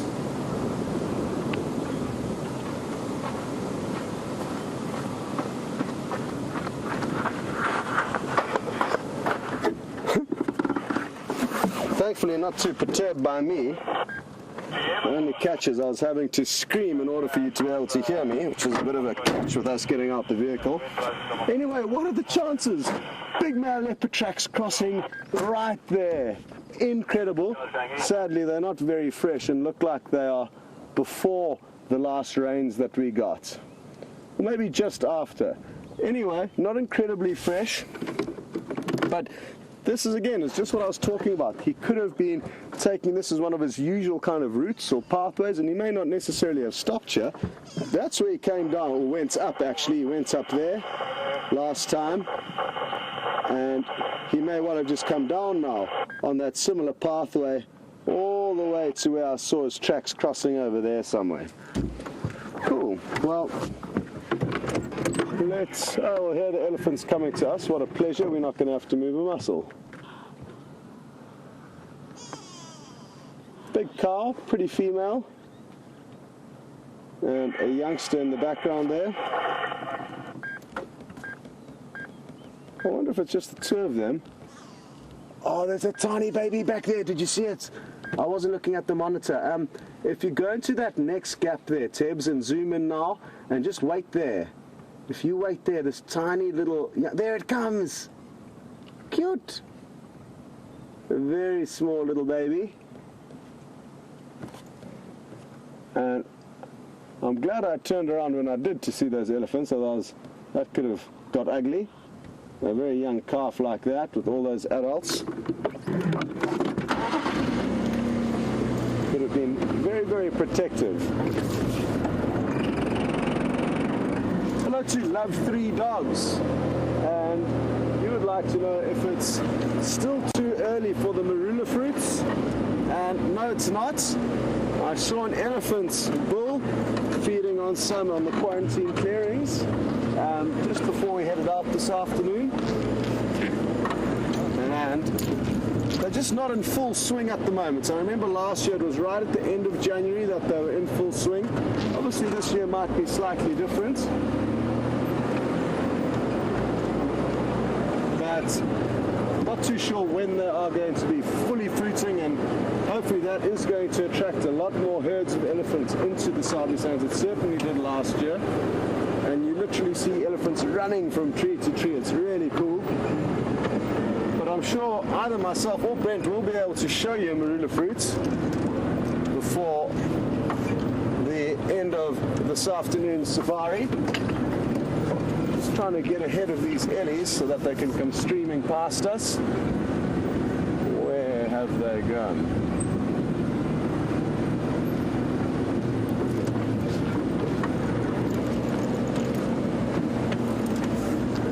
We should still be on our right.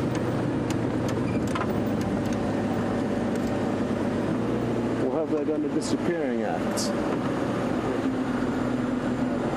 On our left now, Tebs. Okay. Good, Tebs has found them. We should still get a few glimpses of them. I'm not sure if we're going to be able to see that youngster. It's quite thick.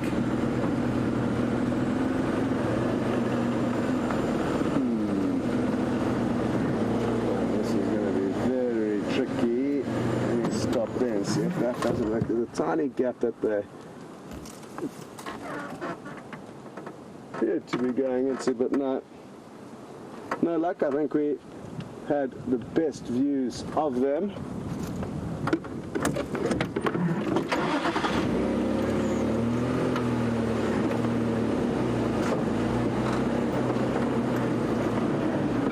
Good. Well, at least we got a glimpse of them before they headed off into that thick bush.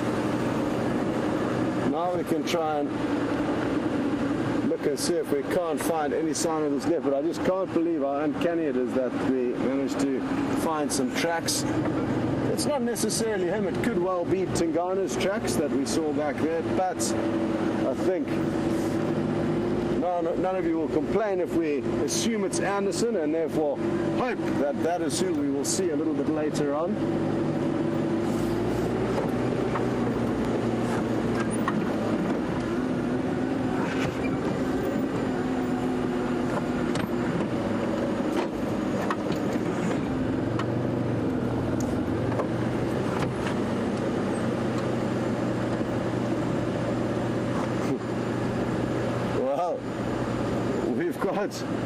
Two kind of similar questions, one from None of Your Business and one from Angela. Now, None of Your Business must have heard of a tale of one of the SafariLIVE presenters jumping out the car to track a leopard and almost stepping on it. Yes, that was me, and it was with the quarantine male. I think VM was on camera. It all happened so quickly, but VM did do quite well, and we did get to see the leopard running off, and then we had a wonderful sighting of him thereafter. I think we spent quite a long period of time with him. So that was exciting stuff. That was right in the Philemon's dip drainage, close to the pump house that some of you may recognize or know about. And then Angela pointed out that I also nearly stood on the Birmingham male lions. Not quite as close a call as the leopard. Finally, some animals, although we did just have those elephants, but up until then, Tebs and I were battling. These impalas seem a little bit worked up. there was another one also running around, and it could be this wind, or maybe they've caught the scent of a leopard, and that's why they're running around a little bit nervously. You can see it's very focused. Well, it's twitching its ears from side to side, being able to listen forward, listen backwards. But this behavior that we're seeing now, you see he's rubbing his orbital glands on that bush, and that is an indication that he was probably having a little bit of a power struggle with the other male impala that was here just as we arrived. And interestingly, this could get brought on by a second lambing season for the female impala. So there'll be a surge of hormones in the air, and this excites the male impala just as it excited them during the first lambing. And I think there's now both of them. Nothing too serious, but you can see they're having a little bit of a chase about.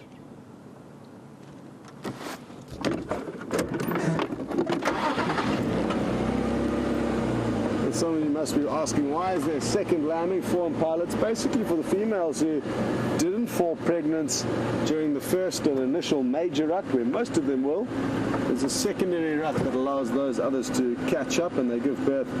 I think it's about, well, it must be about 2 months or so later, because I haven't seen any smaller impala just yet, and I did see a heavily pregnant female just the other day, so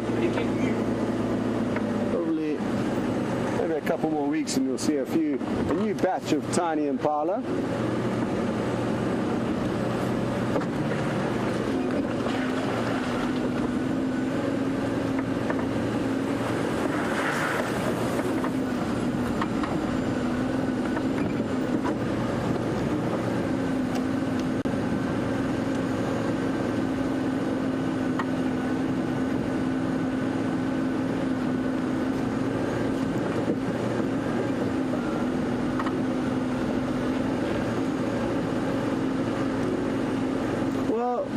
Thanks very much, Crystal, in California, for posting a picture of my first ever sighting with the Anderson male, and it was in June, end of June last year.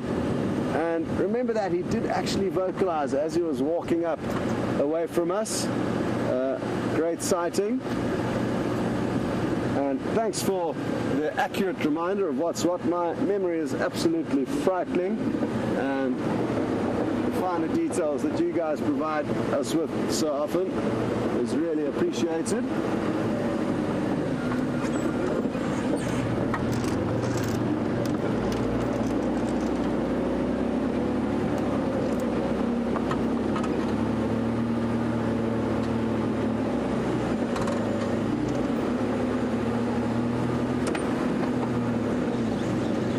This is basically as far west as we can go in the Sabi Sands, and it's Arethusa's western border.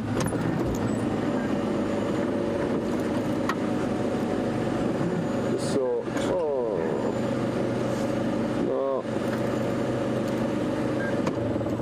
just found some male leopard tracks, but they're going in the opposite direction.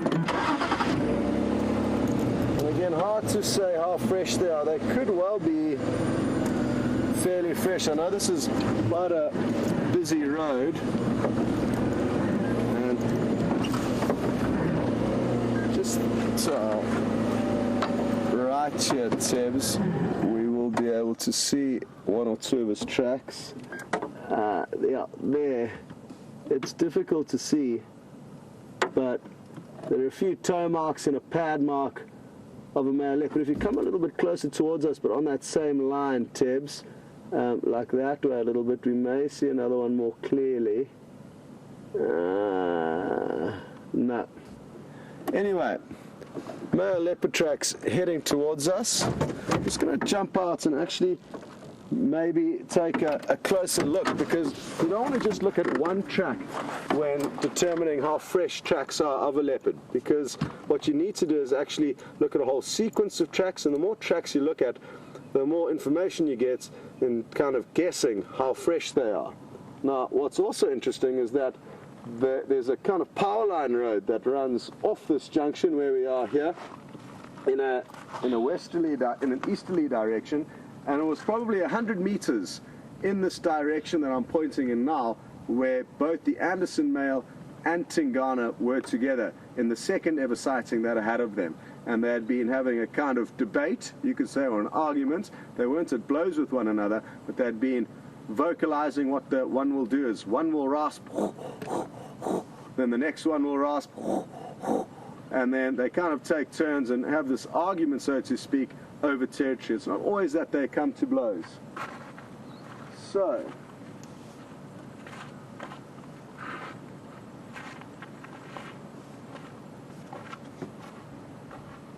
now by walking a little bit further down, I can tell whether vehicles have driven over the tracks. I can try and work out how fresh they are.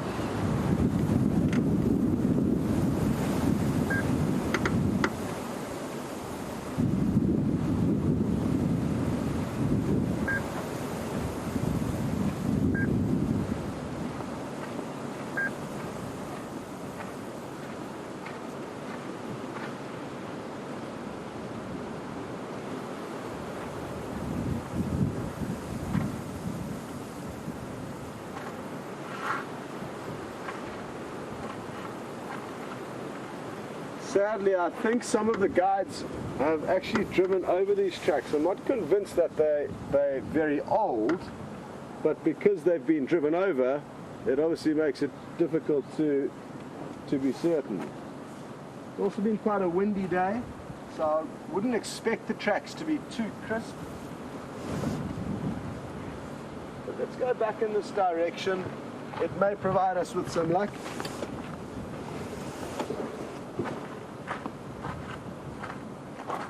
But I'm guessing those tracks are probably from sometime last night, early this morning.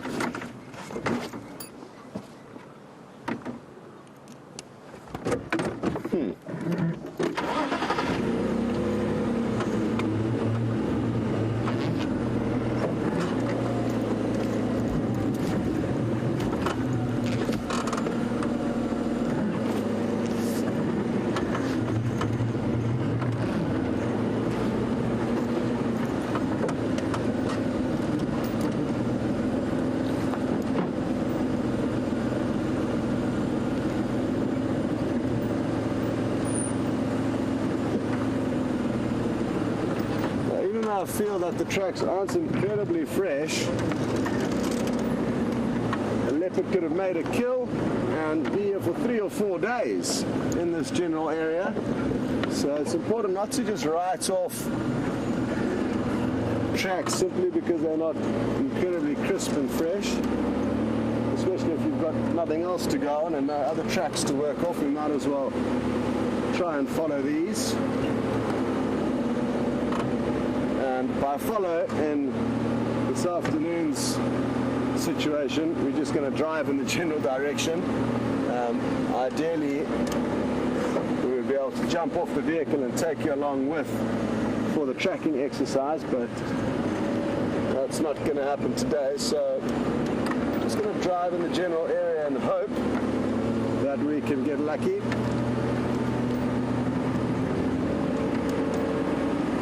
Through the water is not far away from us here,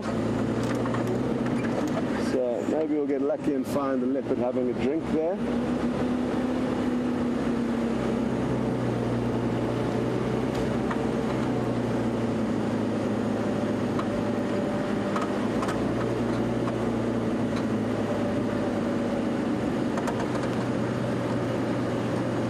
Although there's quite a few little puddles like the ones we've just passed here, which a leopard would be more than happy to drink out of. So that makes our job a little bit more tricky. You must remember that we've actually been incredibly fortunate this summer with regards to being able to... Oh, look at this. Oh, don't go. It just flew into a bad spot, but there is a Burchell starling. There we go, that might be a little bit better temporarily. Iridescing in the afternoon sunlight, a Burchell starling, calling as it goes. like I was saying, we've been incredibly fortunate this summer because of the drought. It's been easier to find animals because waterholes have been far more busy than they would usually be during the summer months, when there's usually just water everywhere. Many, many waterholes and small wallows and puddles.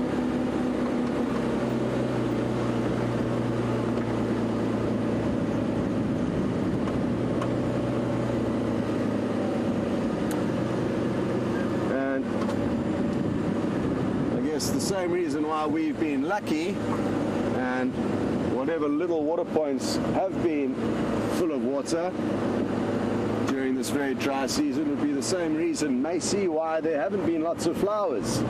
I don't think flowers enjoy drought conditions too much, and that's probably why we're not seeing nearly as much color and growth as normal in the Sabi Sands. This is the time. It is the time of plenty, yet it doesn't appear that way because of the very dry conditions. So I'm sure this time last year, if we could find a shot somewhere of the quarantine clearings, it would be a lush green carpet with possibly lots of red flowers, the red star zennas. Even though they're exotic, they still bring life and color to the Sabi Sands. But yeah, I mean, it's exceptionally dry at the moment, basically far drier than I've ever seen the Sabi Sands in the 4.5 years that I've been here. So that's why we're not seeing too many flowers.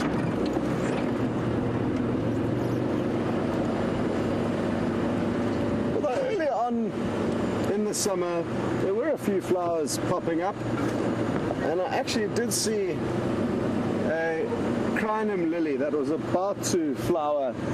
I saw it yesterday in the Mulwati riverbed at Spaghetti Crossing, so it should pop open in the next few days, and that's a very pretty flower with white and red stripes, a candy striped crinum.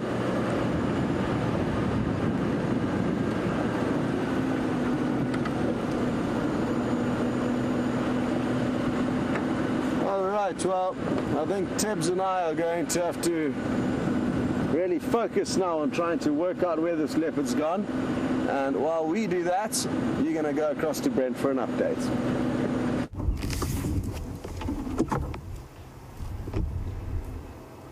So we've got some giraffe with the sun setting behind them, not quite low enough yet.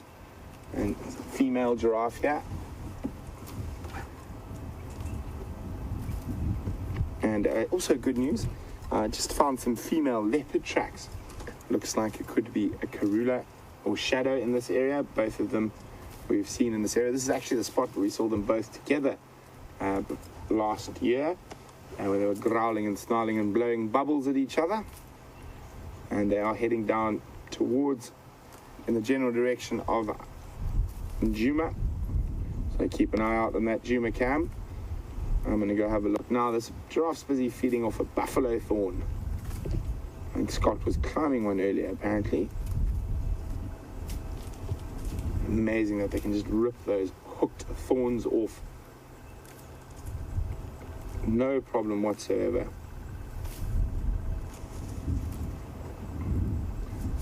You see that beautiful pattern. And no giraffe has got the same pattern. All individuals, quite a light female. And if I move back a little bit, a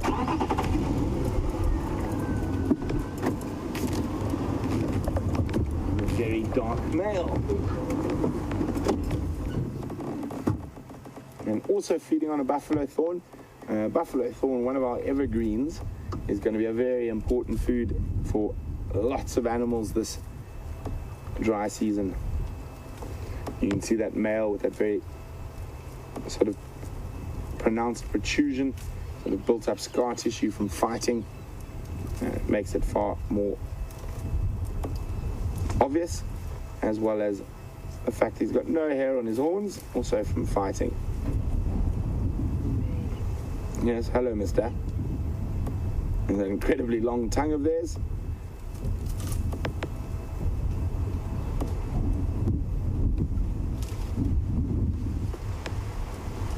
Very big male. And hopefully if he walks close to the female, we'll be able to see the size difference between a male and a female.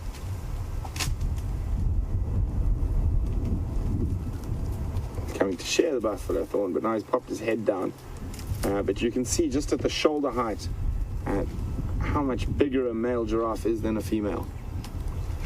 So a male giraffe is called a bull, and a female is called a cow.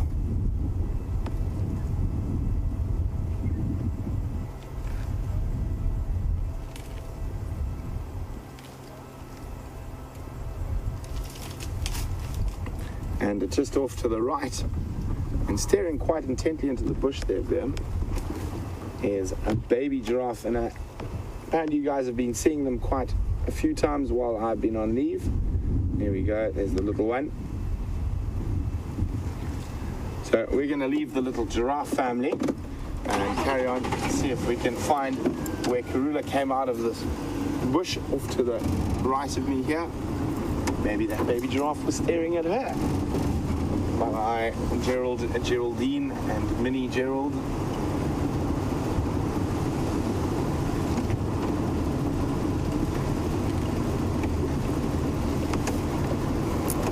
Looks like there have been some elephants on top of my tracks from this morning as well.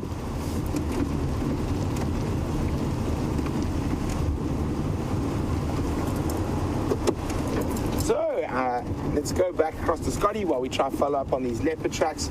And he's got an interesting flying animal that's got a very funny shaped nose.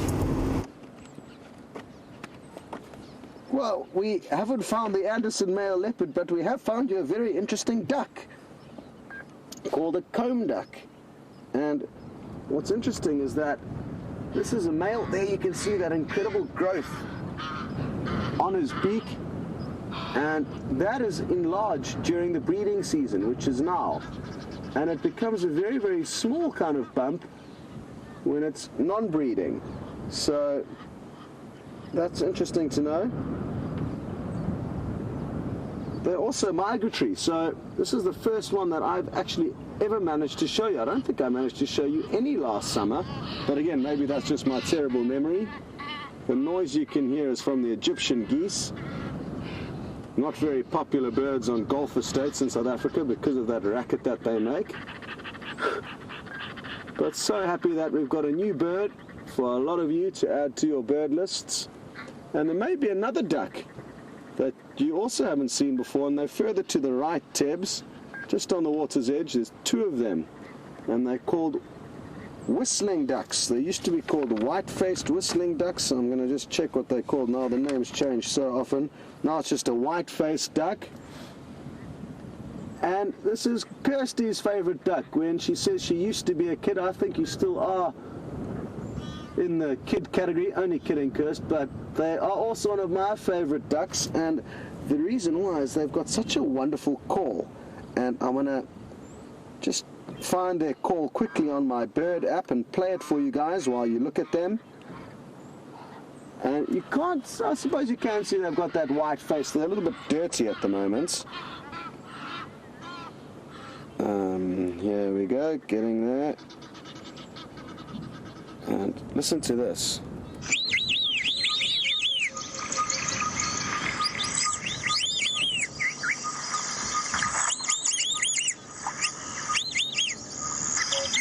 And they've heard, even from down there, can you believe it?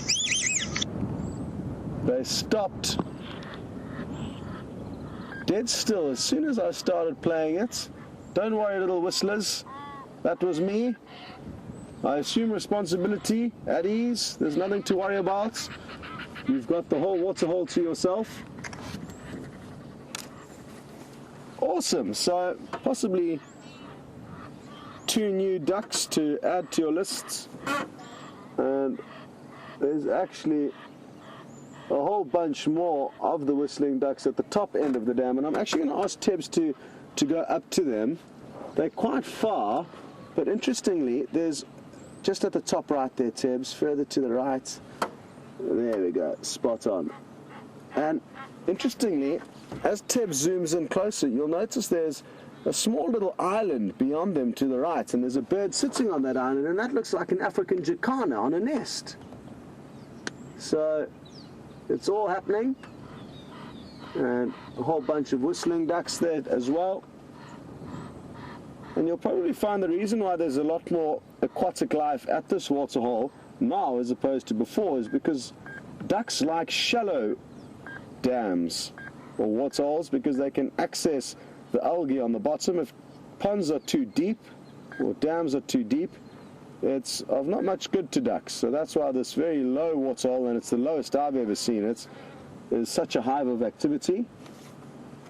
I guess that also coupled with the fact that there's not many other ponds around, so double-edged sword. Wonderful. I wonder where this comb duck's lady is. It would have been nice to be able to show you a male and a female, but we'll just show you one more glimpse of him. Looks like he's trying to make himself as pretty as possible.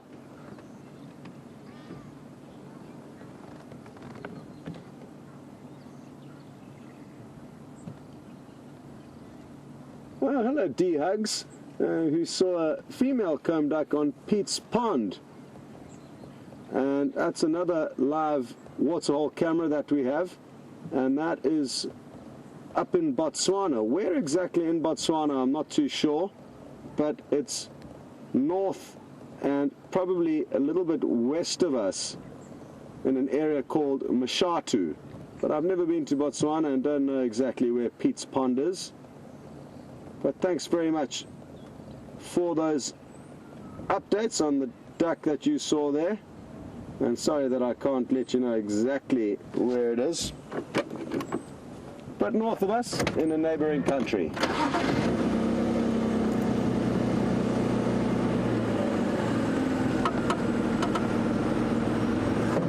Yes, Mike in Florida. I'm so happy that you didn't have one of these comb ducks on your list. And just to let you know, I did go past the grey-hooded kingfisher's nest earlier, hoping to find them for you, but there was nobody home. So I was thinking of you a little bit earlier on drive, but it's worked out. We've got another bird, albeit not the one we set out for. The grey-hooded kingfisher, for those of you who don't know, is a very pretty kingfisher, migratory, and we don't get to see them very often, and it's one that I've been promising Mike that we're going to do our best to find it for him, but unsuccessfully thus far.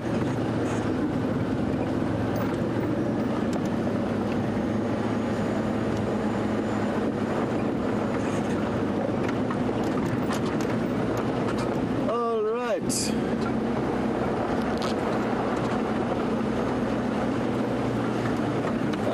This is what I forgot to do earlier. This is a buffalo thorn, and I'm just going to jump out quickly. The tree I was speaking about earlier, the one that my trainer, who was testing me on my interview drive, asked about, and he told me to try and break a thorn off this tree, and it's not easy. It's quite hardwood. And if you look here, you'll see that it's got a very straight thorn as well as a hooked thorn. And in Afrikaans, they're often referred to as a wagabiki-boom, which means a wait-a-bit tree, because if you get tangled in it, you will be waiting for quite some time.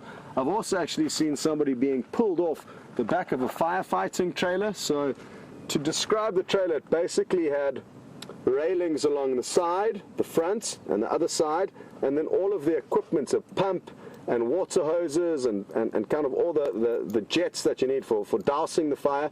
But on the back, there was no railing. So you could jump on and off whilst the tractor that pulled this trailer went along through the fire, and various members of the team would actually be running hose pipes off on big reels off this trailer.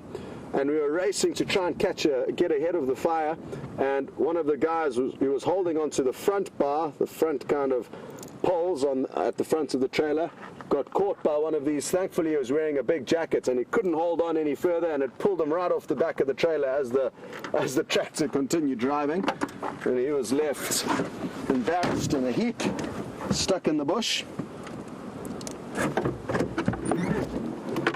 The leaves of this tree are tastier though than the ones that Brent fed on, and can be a good substitute for a salad. I'm not a ninny, it's just this is the biggest leaf that I could break. And it tastes, I guess, like any regular leaf you would imagine tasting would taste, but certainly not distasteful, and you could definitely throw a couple of handfuls of those into a salad and no one would probably know the difference and actually probably enjoy the taste.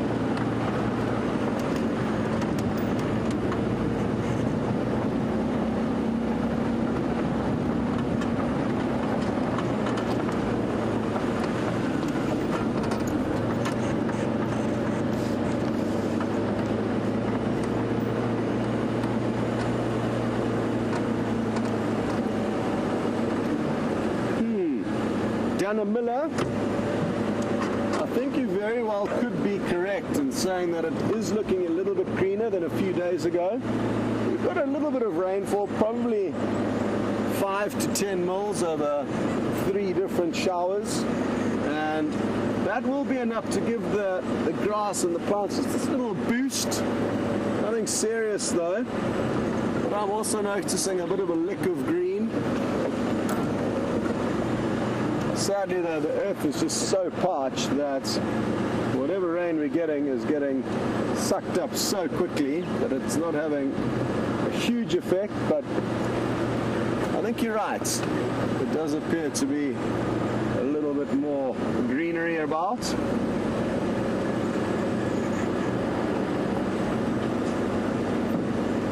Oh, some waterbuck crossing the road in front of us. Let's see if we can't get a little gap here.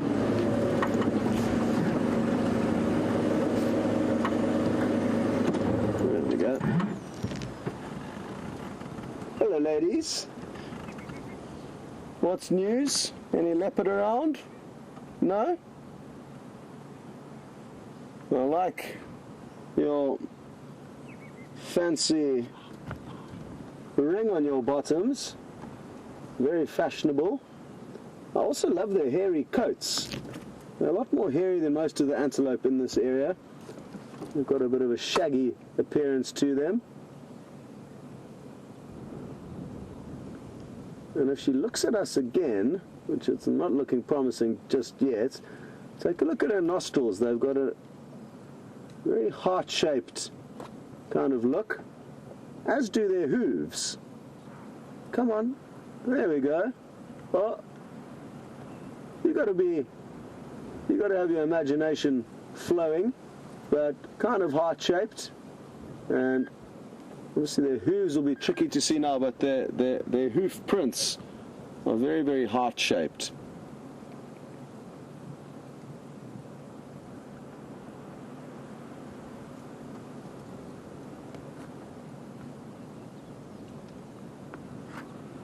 Well, there's one taking a snooze, or two taking a snooze.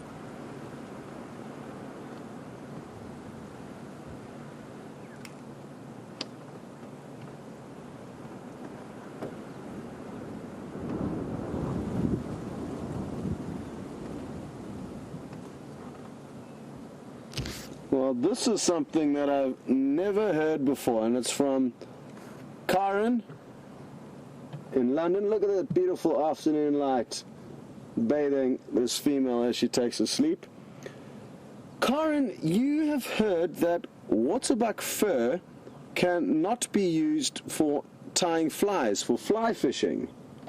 And I don't know why that would be the case, and or who told you that. Obviously, two important things.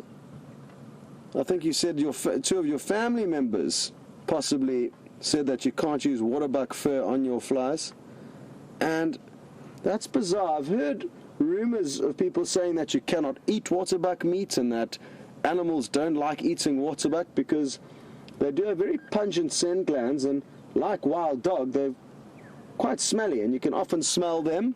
Now I can't because the wind's blowing away from them. But I guess those scent glands and the oils that are excreted into their fur could have some kind of an effect. Then again, it also depends on what you are fishing for, Karen.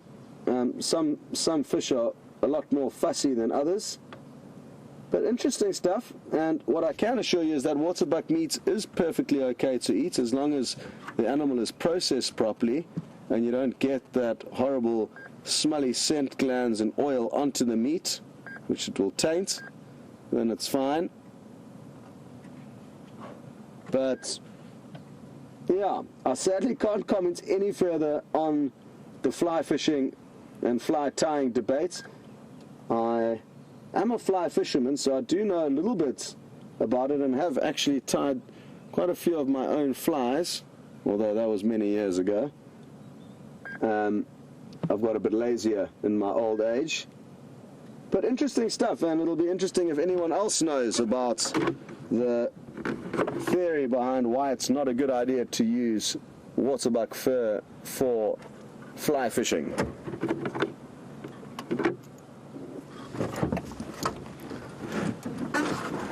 And Lucy in Indiana, you're right. It's an incredibly small tail on that animal because it is big. It's a big animal, the waterbuck. Probably the second largest in this area, second to kudu. And they've got a very thin, spindly tail, especially also considering how furry they are and how shaggy most of their coat is in relation to most other antelope. Their tails didn't get too much attention. That's possibly because a lot of emphasis went into that white ring on their bottom. Well, it seems like they're all bedding down here, so we'll leave them be. As we cannot join them in their mid-afternoon siesta, we've got to carry on looking for animals.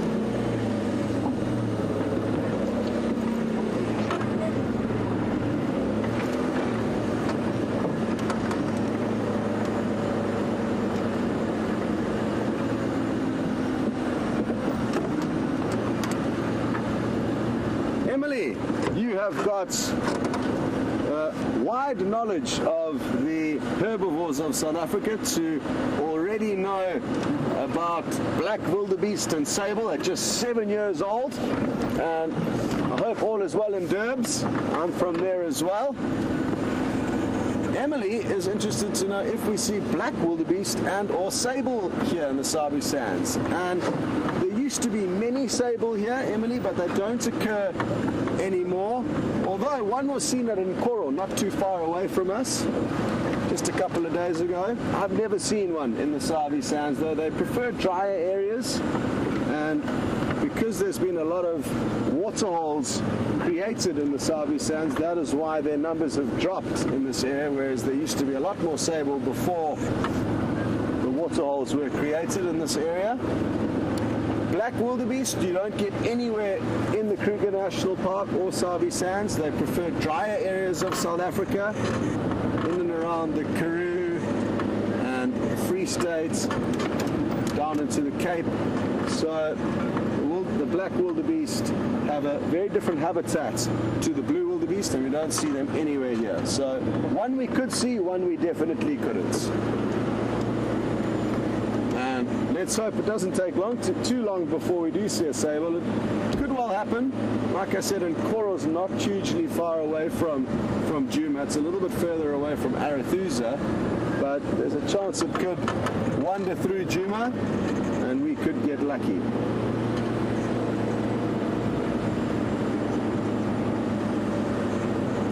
It's hard to believe that sable were actually shot for rations in the Sabi Sands many years ago, ahead of impala, which are now the most numerous antelope. Not that animals are shot for rations anymore, so let me just clear that up. That's a thing of the past, but many years ago the staff there used to snack down on sable. Now nobody would dare shoot one to feed anyone, at least not in this area.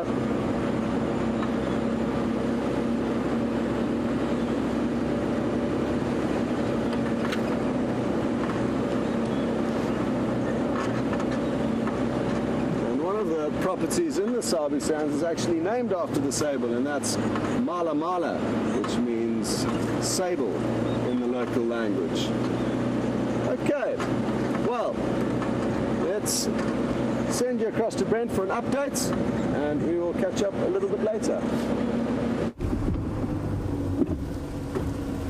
So we're still on those leopard tracks. Sorry, I just spotted something down there. What is that? Zebra, and just behind the zebra, that's the entrance to our camp. The gate's open there. So, just a quick update on these leopard tracks. These female leopard tracks have crossed the main access road, and we're going to go check now down towards the Gallagher waterhole, which we know is a favorite spot of Queen Karula. Queen Karula, the dominant female leopard on Djuma. Wouldn't it be nice to see the dominant female and the dominant male in one day?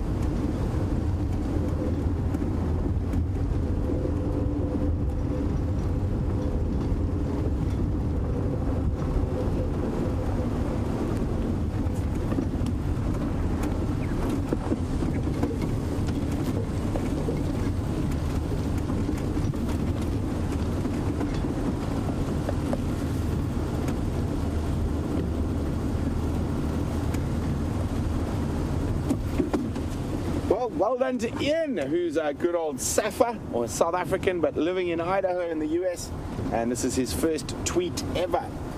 Ian would like to know if I know anything about the evolutionary sort of parallel between the African fish eagle and the American bald eagle. They do look very, very similar. Ian, honestly, I'm not sure about that. I know the bald eagles are a lot bigger. They do look similar, but if you have a much closer look, their talons and their beak are far more robust and than an African fish eagle. That's possibly because of the salmon and stuff that they feed off being quite a lot bigger than what traditionally an African fish eagle feeds on. But if I had to guess, I'd say that the American bald eagle probably shares a closer ancestor with the Steller's sea eagle than it does with the African fish eagle. But I would be lying if I could say that was gospel. So I'll try to find out. Okay, are we going to run? Are we going to run? We're going to sit for a second. Beautiful little female duiker.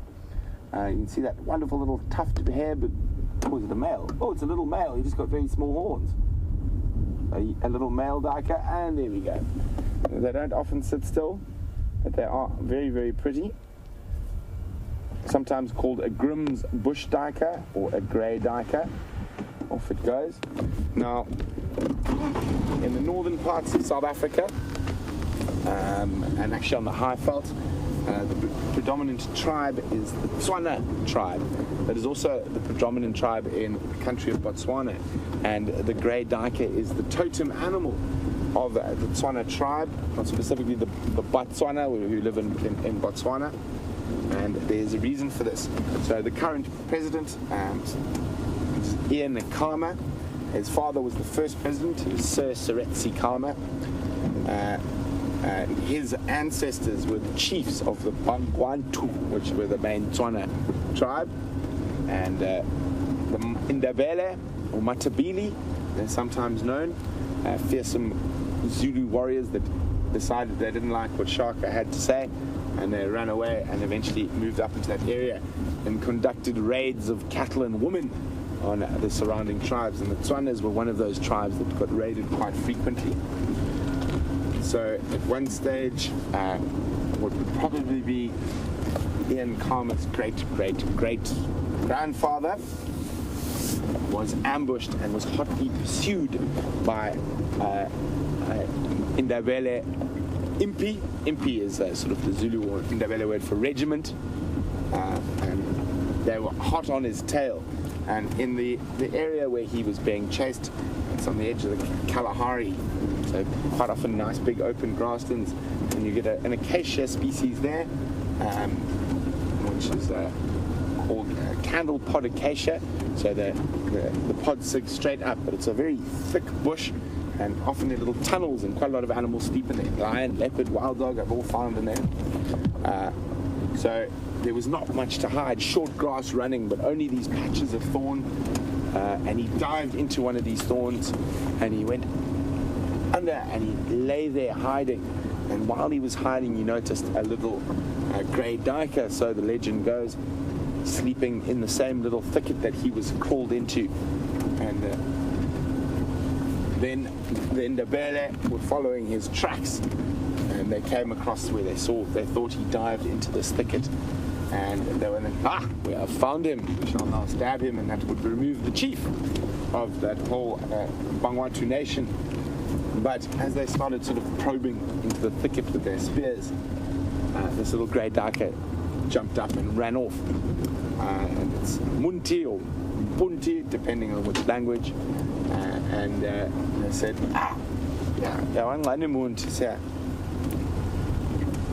there's no man hiding in here. If the duiker was here, he would have run. If there was a man in that bush, he would have run.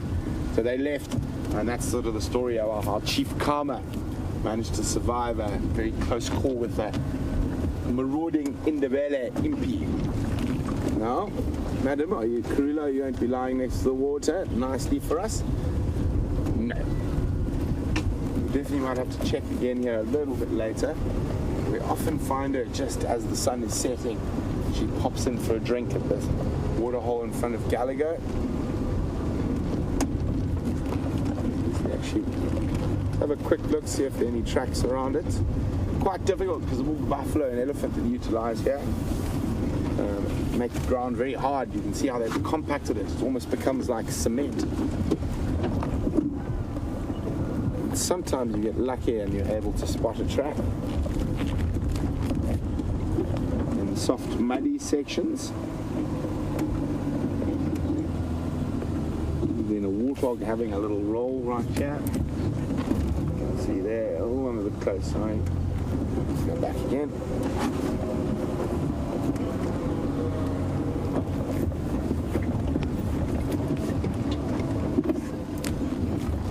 There you go. See, he's rolling around in the mud over there.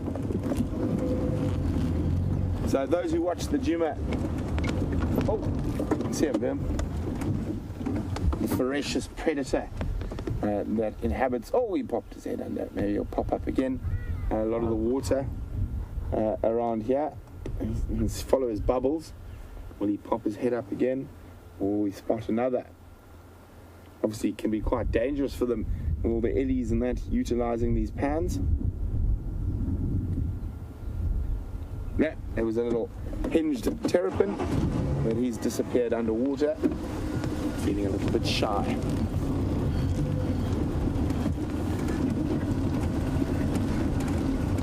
His head's up and on, just to the right of the rock.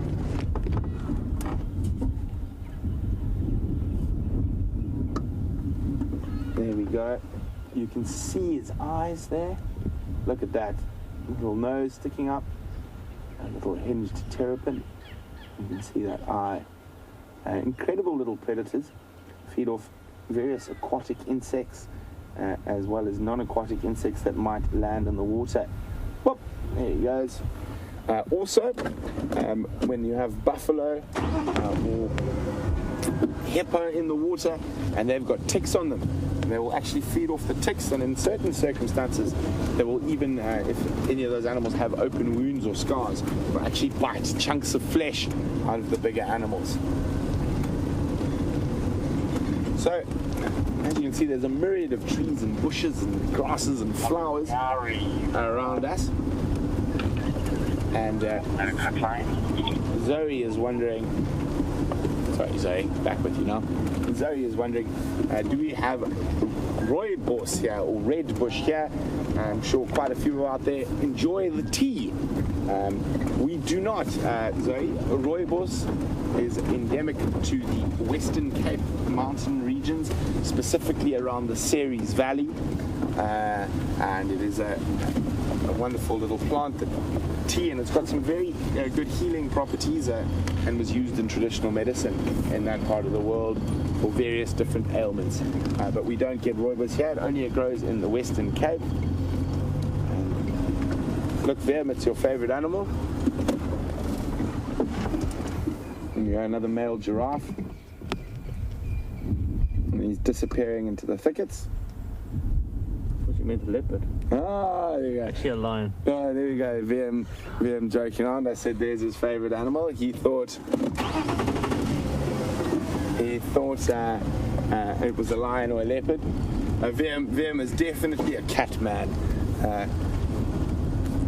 Almost completed my cat list. He's almost completed his cat list. What you missing, then? Servals. Serval. Are you talking about SafariLIVE cat list or everywhere cat list? Yeah, cat list. Yeah, cat list. So we actually, James and I had quite a interesting discussion about the different potential carnivore species you can get here before I went on leave, and we actually had a little competition to see who could get the most. I'm actually still competing, but with myself, to see how many possible of the order Carnivora. So the order Carnivora is all the animals that sort of fall under that whole great big family from dogs, cats, mongoose, and I think that I worked out there were 23 possible animals in the order Carnivora that could possibly occur at Djuma, and out of those 23, I immediately knocked off, I think it was 2 to 21, because I'd never heard of spotted-necked otter being recorded in the Sabi Sands. However, Cape Clawless otter I have seen in the Sabi Sands. Let's see if I can remember all of them. So we'll start with the easy ones, which is lion, leopard, cheetah, hyena, wild dog. It's all the big ones. So that's 5, and we'll go to the slight. And brown hyena is number 6. They have been recorded in the Sabi Sands, and actually one was seen on the live drive here many years ago by Peter Pretorius and Wrexham. So there we go. And then let's go to the slightly smaller kitty cats. We've got serval, caracal, and African wild cat. So that brings us up to 9. Just add the honey badger there to call it an even 10 before I start getting onto the more confusing species. So then we move on to the Viviridae, or the family, or the mongoose family. So water mongoose, banded mongoose. That's what that puts us at 12. Dwarf mongoose, slender mongoose, white-tailed mongoose 15, and there's another mongoose species I feel like I'm missing. Anyway, I'll get back to that. Huh? Stripes? No, we don't get those ones here, I'm afraid. But then we've got, so we're on 15 there. Let's do the genets. So large spotted, small spotted genets puts us to 17. Now, as I said, the others can become quite obscure.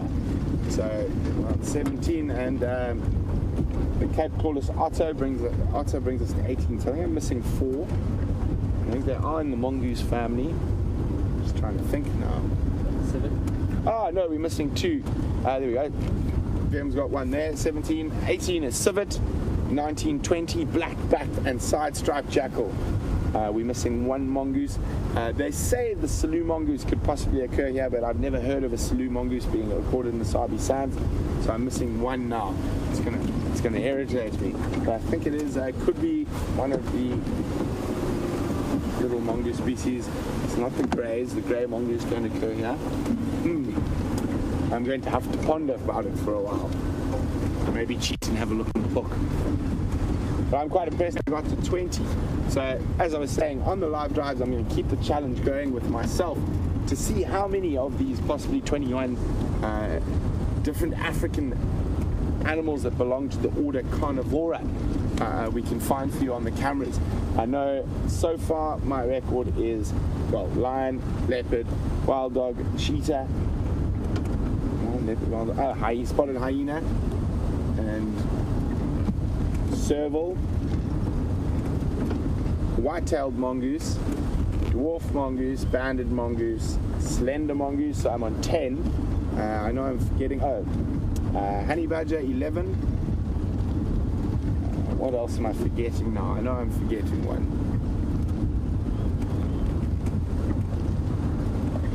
So I think the really big next ones anyway for us to find would possibly be a caracal. That would be a good one. I've only seen caracal once in the Sabi Sands. So very difficult one to find. Not that they're not around, they just don't occur in very high densities. Deja vu, we were here earlier.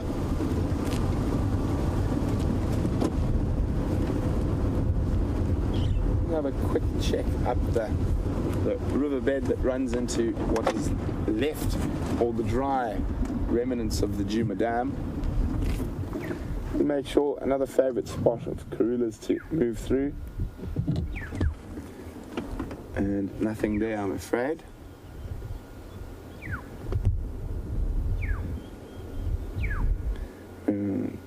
Quite often find her in that area. I mean, isn't it incredible how little water is here now?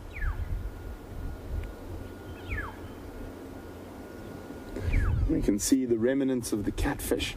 I think even the ones that were able to encase themselves under the mud are going to be dried out this year.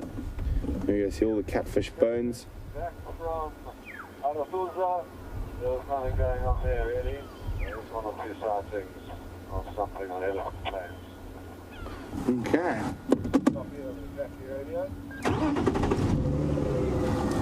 Let's carry on, see if we can catch up with that ellie herd. What I was hoping is they had moved a little bit more into the open as they moved through these thickets, and then maybe a possible last gander at Karula around the Djuma waterhole. I mean the Gallagher waterhole a little bit later. But guys, keep a sharp eye on the Djuma waterhole. She could pop up there just as easily.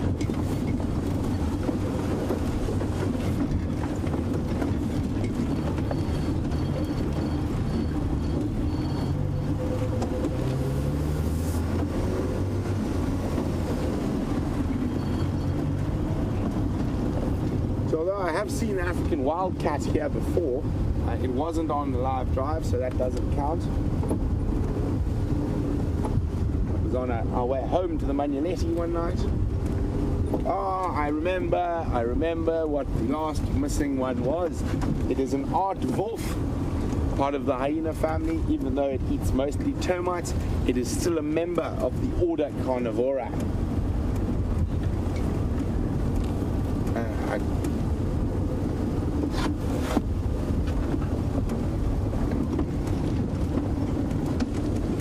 So Scotty just wants an update on those tracks. Scott. Hello, Brent. Just wondering an update on the leopard tracks here. Scotty, it came in on the power lines off from Tyler Road. I drove over them this morning. I must have missed them. That dark light. The next track I have is across to Viatella Access, heading into the block between Aubrey's Road and Gallagher Shortcut. I've checked Gallagher Shortcut to Gallagher Pan and then round Mvubu. I haven't had any luck there. I'm going to go follow up on that Cambian Law quickly, and then I'll head back to that area. But you're more than welcome to go check anywhere around Gallagher Shortcut. Could probably be the best. Okay, copy. Thank you. I will do that. So finding animals is actually a team sport. The more of us looking for an animal in an area and working together, the better luck we have. As we saw this morning, Scotty forgo his first morning coffee and went out tracking because Tingana had just left the Djuma waterhole cam. So while we were prepping the vehicles, he went out and found him, so we could start off with a bang with Tingana this morning. So it is very much a team sport. And fortunately, all of us love being out in the bush, whether we're on camera or not.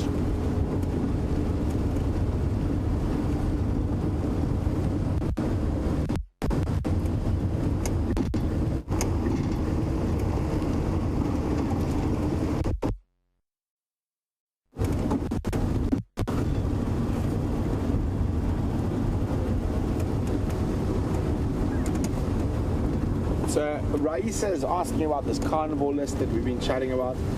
Well, my live drive carnivore list, it is only the carnivores we see on that I've seen on live drive, not that all of us have seen. And I did say African wildcat, and at number 21 was the art the art wolf, even though it is not, it doesn't really eat meat. It's termites, but it is still part of the order Carnivora. I have never seen one in the Sabi Sands. I've seen plenty of them up north in Botswana and in the Kalahari in South Africa, but never here. Actually don't know if I've ever met anyone who's seen one here. I know in the Kruger. It'll be interesting to find out. Maybe I'll ask the other rangers if there's ever been a record of an art wolf in the Sabi Sands.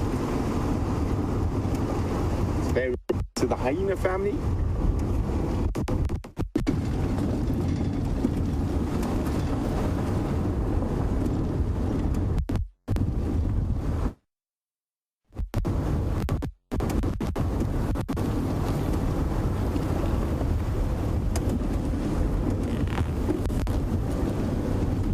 So these ellies were moving parallel to where we are now through this drainage line.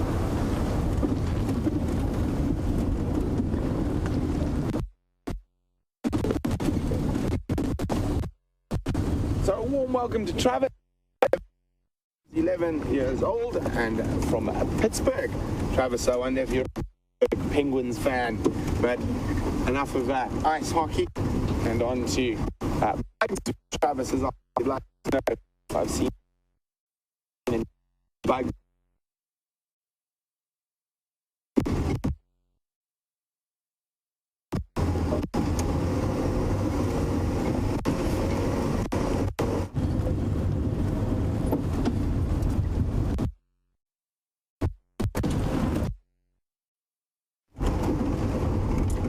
Sorry about that, as we went through the dip, we had a bit of signal breakup. But so, Travis, I haven't seen any big bugs recently. I saw a few while I was on holiday in Zimbabwe, some really big owl moths, eyes that look like they're looking back at you. But not since I've been back in the last 2 days. I haven't seen any big bugs. I was hoping those eddies would have moved out onto this open area. It seems like they've carried on further in the drainage line, so I'm going to loop around.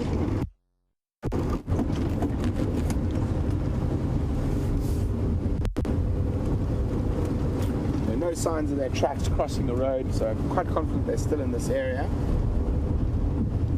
Very chilly wind has come up. Viv and I are actually discussing, it almost feels like winter. I mean, with the trees starting to change colors and this chilly weather. I mean, I'm wearing long pants on a sunset safari. Viem's reaching for his jacket already.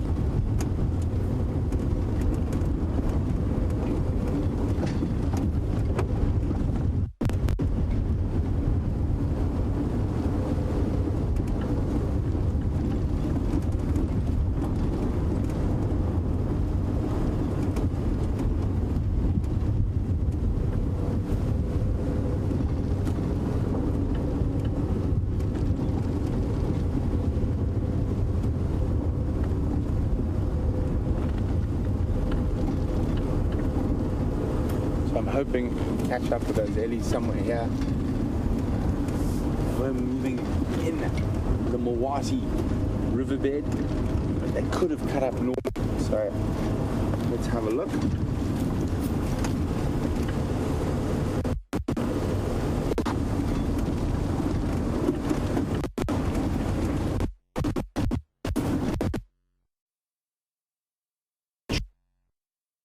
Crossing the road here.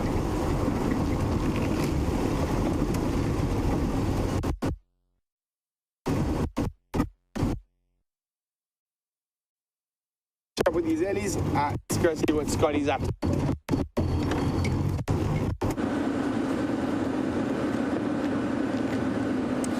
So we are back on Juma and heading into that general area where Brent last had tracks of a female leopard, in all likelihood Karula. So let's see if we don't by chance stumble across her. I now understand why Emily, age 7, who sent through a question about the black wildebeest and sable earlier, is already such a safari expert, and that's because every Sunday she goes through mammal books thinking of different questions to ask us. And Emily, when you grow up, I would love to go on a safari with you, because you are going to be in incredibly knowledgeable if you carry on doing what you're doing from now until you're old enough to drive around one of these vehicles through the bush. So keep up all the hard work and the learning, and keep sending us questions, and you are going to be an absolute expert of the African bush, probably before you've even grown up at this rate.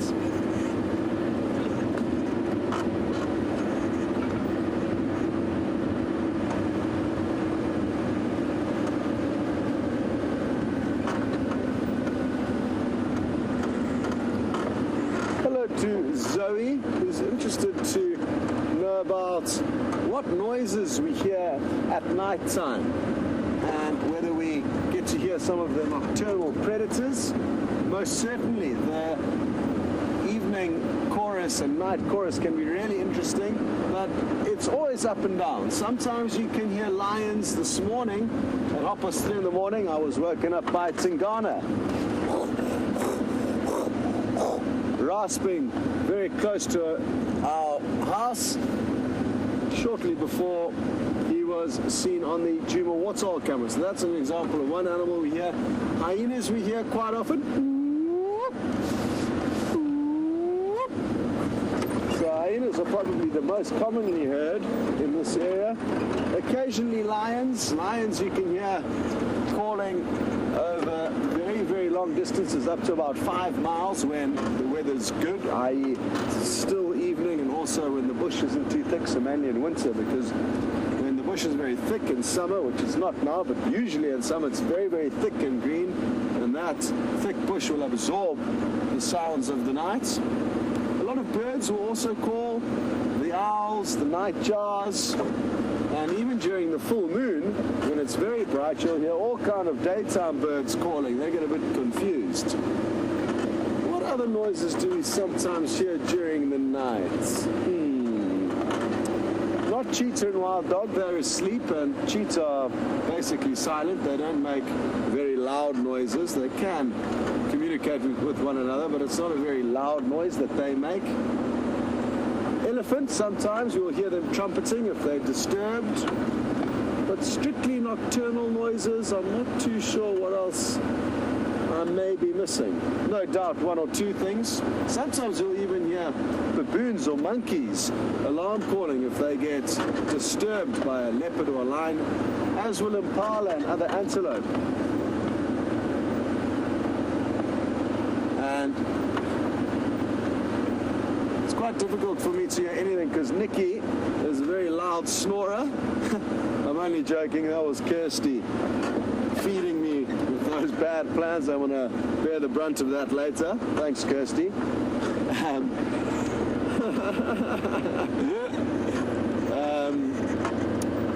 Tibbs, am I missing anything? Any other noises that have woken you up in the night? Hyena. So also hyenas high up on Tibbs' list. So that's about that, so that I can think of, but like I said, there's a strong chance I've probably forgotten one or two of the noises that we do here. Hippos are a great noise to hear, but that's usually in the evening, not like really late into the night, because that's when they're out feeding. But they've got a remarkable vocalization that goes something a little bit like this.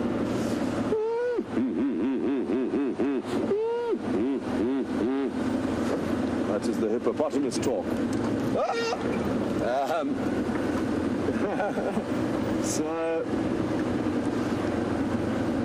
what I'd suggest doing, Zoe, is picking, I'm not sure what time zone you're in or where you're from, but the Juma Warthog camera would be a great way for you to pick half an hour or so of your day or your night where you can maybe listen to whatever noises are being made. And that Juma Warthog camera's got some really good speakers that will pick up audio far and wide. So I would suggest looking into that. It's a great way of being able to listen to the sounds of the wild.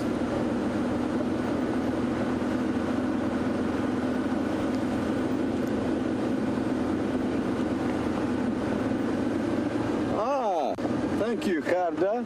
You have already highlighted highlighted one of the animals I have forgotten, being bats.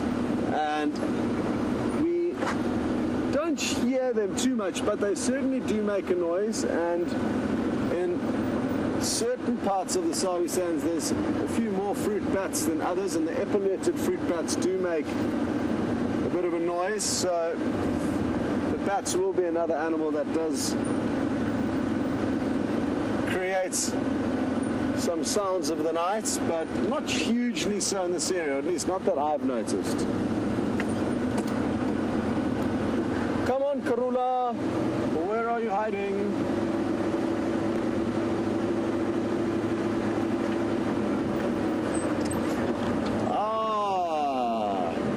You see, this is the great thing about being on a safari as big as this, with hundreds, possibly thousands of people on board, because Matty, age 9, has just reminded me of an animal that I haven't kind of paid much attention to recently, and that is the scorpions. And Matty, thank you so much for reminding me about them, because I'd somehow forgotten about them. But I think the reason why, Matty, is because we are finishing drives when it's still light and it's not after dark. It's going to be difficult for me to show you them with that special UV light, and also they're not going to be running around on the roads until after dark for those species that do get out and about. So it is getting darker earlier, and probably in about 2 weeks' time we'll be out in the pitch dark for the end of the drive, and that's when I want to try and find you guys some more scorpions. They're still here. They're going to be scorpions everywhere. We've probably driven past thousands already this afternoon. This dead tree here on our right would be a good spot. Let me just jump out and have a closer look. But this would be a good spot to find scorpions. They mainly live in cavities. So you get scorpions that live under rocks, others that live in trees and little gaps in the bark, others that burrow into the sand. So they're highly diverse in terms of the habitats they'll live in this area. But one of their favorite places is dead trees. And as I look here, already I found a nice big hole down there where a scorpion is probably living. But obviously we would have to break into this dead tree in order to show you them, unless we catch them at night when they're waiting at the entrance to their little burrow or cavity. And any little animal that walks past, they'll move out a short distance, grab onto it, and then pull it back into the hole. But this dead tree right here will probably, I'm guessing, have 4 or 5 scorpions in at least. Very good spot to come and check after dark. And for those of you who are new to SafariLIVE, like I said, with a UV torch or a black light, they fluoresce an incredible glow. And I think I'll actually be able to show you a photo quickly of what it looks like. I was editing a video together today. Some friends came to join me at the end of the year, and this is a photo that my one friend got of one scorpion. This is the Opisthothalamus glabifrons, and let me zoom in a bit there for you. Look at how it fluoresces. Absolutely remarkable. And this scorpion is brown in color. So if we had to be shining a regular flashlight onto it, we would see that it would be brown. And one last thing, Tibbs, the pincers you can see here are very, very large, almost like that of a crab or a lobster, indicating that it's dangerous at the front end. Now, even though you can see the tail and the sting here, comparatively to the pincers, it's not very big. When you see a scorpion with very thin pincers, as thin as its legs, so it's hard to actually work out that they're pincers or see that they're pincers, with a very thick tail, then you know you don't want to be stung by that one. This one I have been stung before, purposefully, for science, so that I could give the scorpion experts of South Africa a pain index, and it was a 3 out of 10 according to my pain index. thanks for that, Matty. Good reminder, and always good to know you're watching.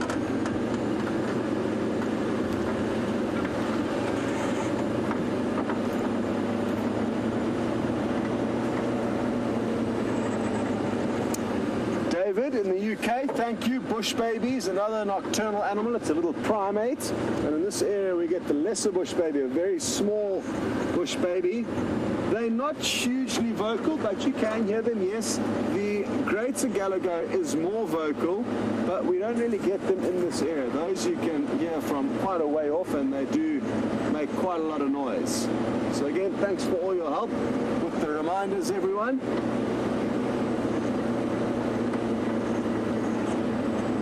And for all of your help, I'm going to find you Karula in the next 2 minutes. Come on!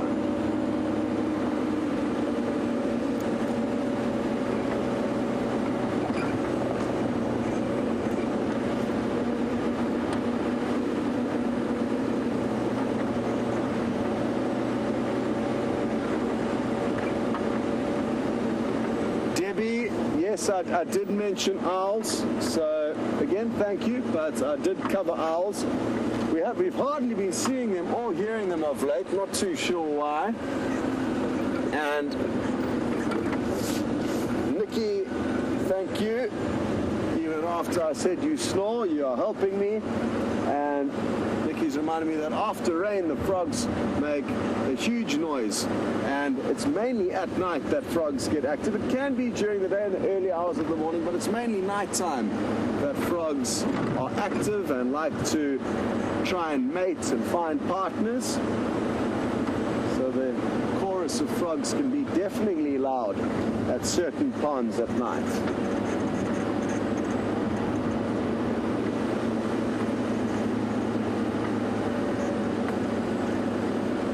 Something I was going to say, and I've got a feeling it was quite important, but it slipped my mind now. Oh, anyway, hopefully while you guys are with Brent, I'll remember whatever it was I was going to say to you, and we'll see you later.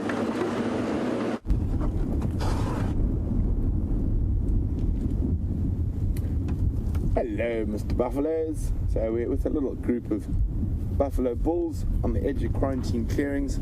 I was having another squiz in case Karula decided to come this way, as she does sometimes. And we found 3 older gentlemen, you can see, taking advantage of some of this new grass that's pushed out in the last day or two. So these buffalo bulls we generally find around the water holes, are quite resident, probably around 12 to 15 years old, well past their prime, and they've been pushed out of those big breeding herds to sort of join little gentlemen's clubs, and they're, oh, look at the one having a scratch. He's trying to get that tree. Wherever there's an itchy spot, there could be a tick just sort of on the base of his boss there, or under his eye. And obviously not having opposable thumbs or hands, the best thing to scratch with is a bush.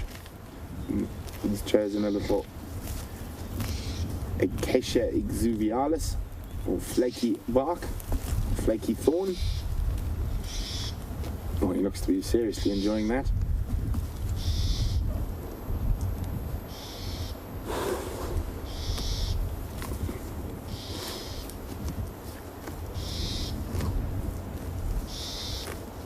Not over yet. As I was saying, so these guys are past their prime, no longer breeding specimens, and form these little bachelor groups.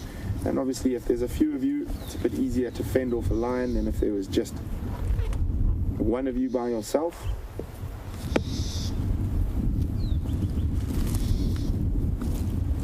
Munch, munch, munch. So what they'll probably do is they will feed for a little bit longer just before sunset, and then they'll bed down for the night and chew the cud, so ruminate, bring that fully undigested, sorry, the grass that is not fully digested yet up from their stomachs and into their mouth, and get the maximum amount of nutrients that they can from it.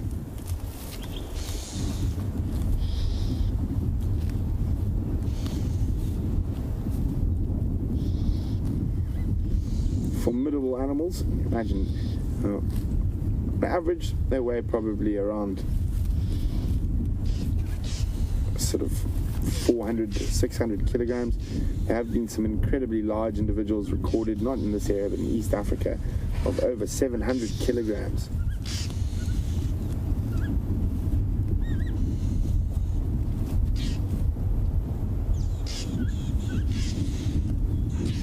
You know, they look like very docile cattle next to us now.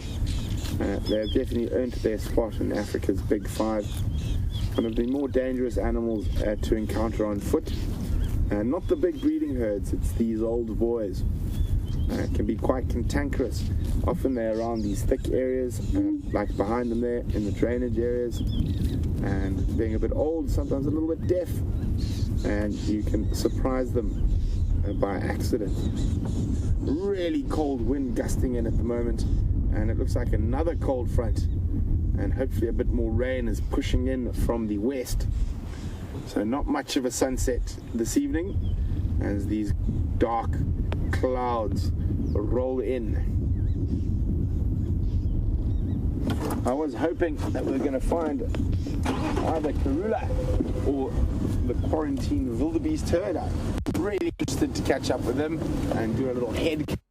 Babies are still there, to see if they've managed to keep all of them while I've been away on leave.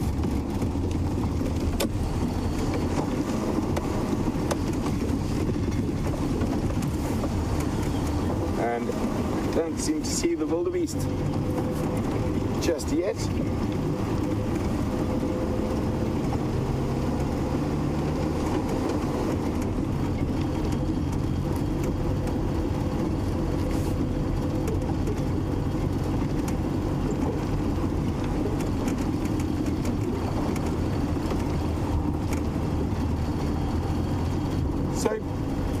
He was 11, also from Pittsburgh. So it looks like the youth of Pittsburgh are on safari today. I was wondering if we have any skunks here. And Declan, you have caught me out. There is some members of the carnivore family that I forgot about. The polecats, which is sort of the African version of a skunk. Let's have a look here quickly. See if I've got a picture for you here. There we go. I knew I was forgetting some. So we've got, where is he now? That's honey badger. We have two types. We have an African weasel, which looks very similar to a skunk. We don't get these here. They're more of a high-felt species. That's the African striped weasel, or white-naped weasel. But our skunk is called the striped polecat. There he is. Very cute little guys. Of course, they are able to dispel a very foul-smelling discharge from their anal gland, and very seldom are they ever killed by carnivores. Actually, probably one of the biggest threats to striped polecats, although they're not endangered at all, is roads. You find them killed on the roads quite often. But even though they are very widely spread, I mean, they occur everywhere in southern Africa. They occur at very low density, so we don't see them too often. They occur in almost every habitat. From deserts to riverine forests to tropical rainforests and mountains. So incredible species, the striped polecat. Well done, Declan. And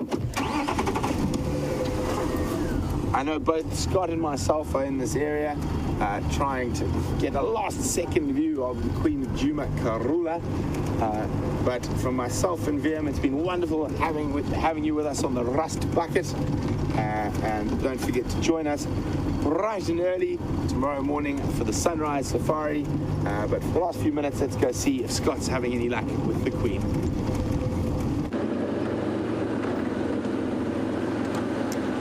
As Brent says, what a wonderful evening it has been, and quite nice to have a relaxing safari after the chaos of wild dogs yesterday afternoon. At least that was for me.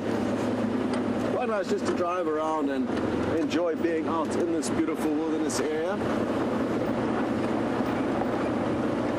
No luck with Karula. John sent through a great comment saying that there's more chance of finding a tiger.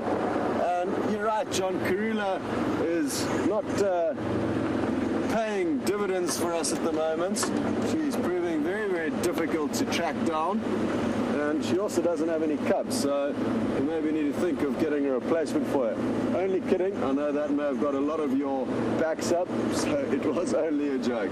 Thanks so much to everyone involved, Kirsty and Nikki in the final control, Tebs on camera, and of course to all of you guys for sending through your wonderful questions and comments. We will see you all on the Sunrise Safari.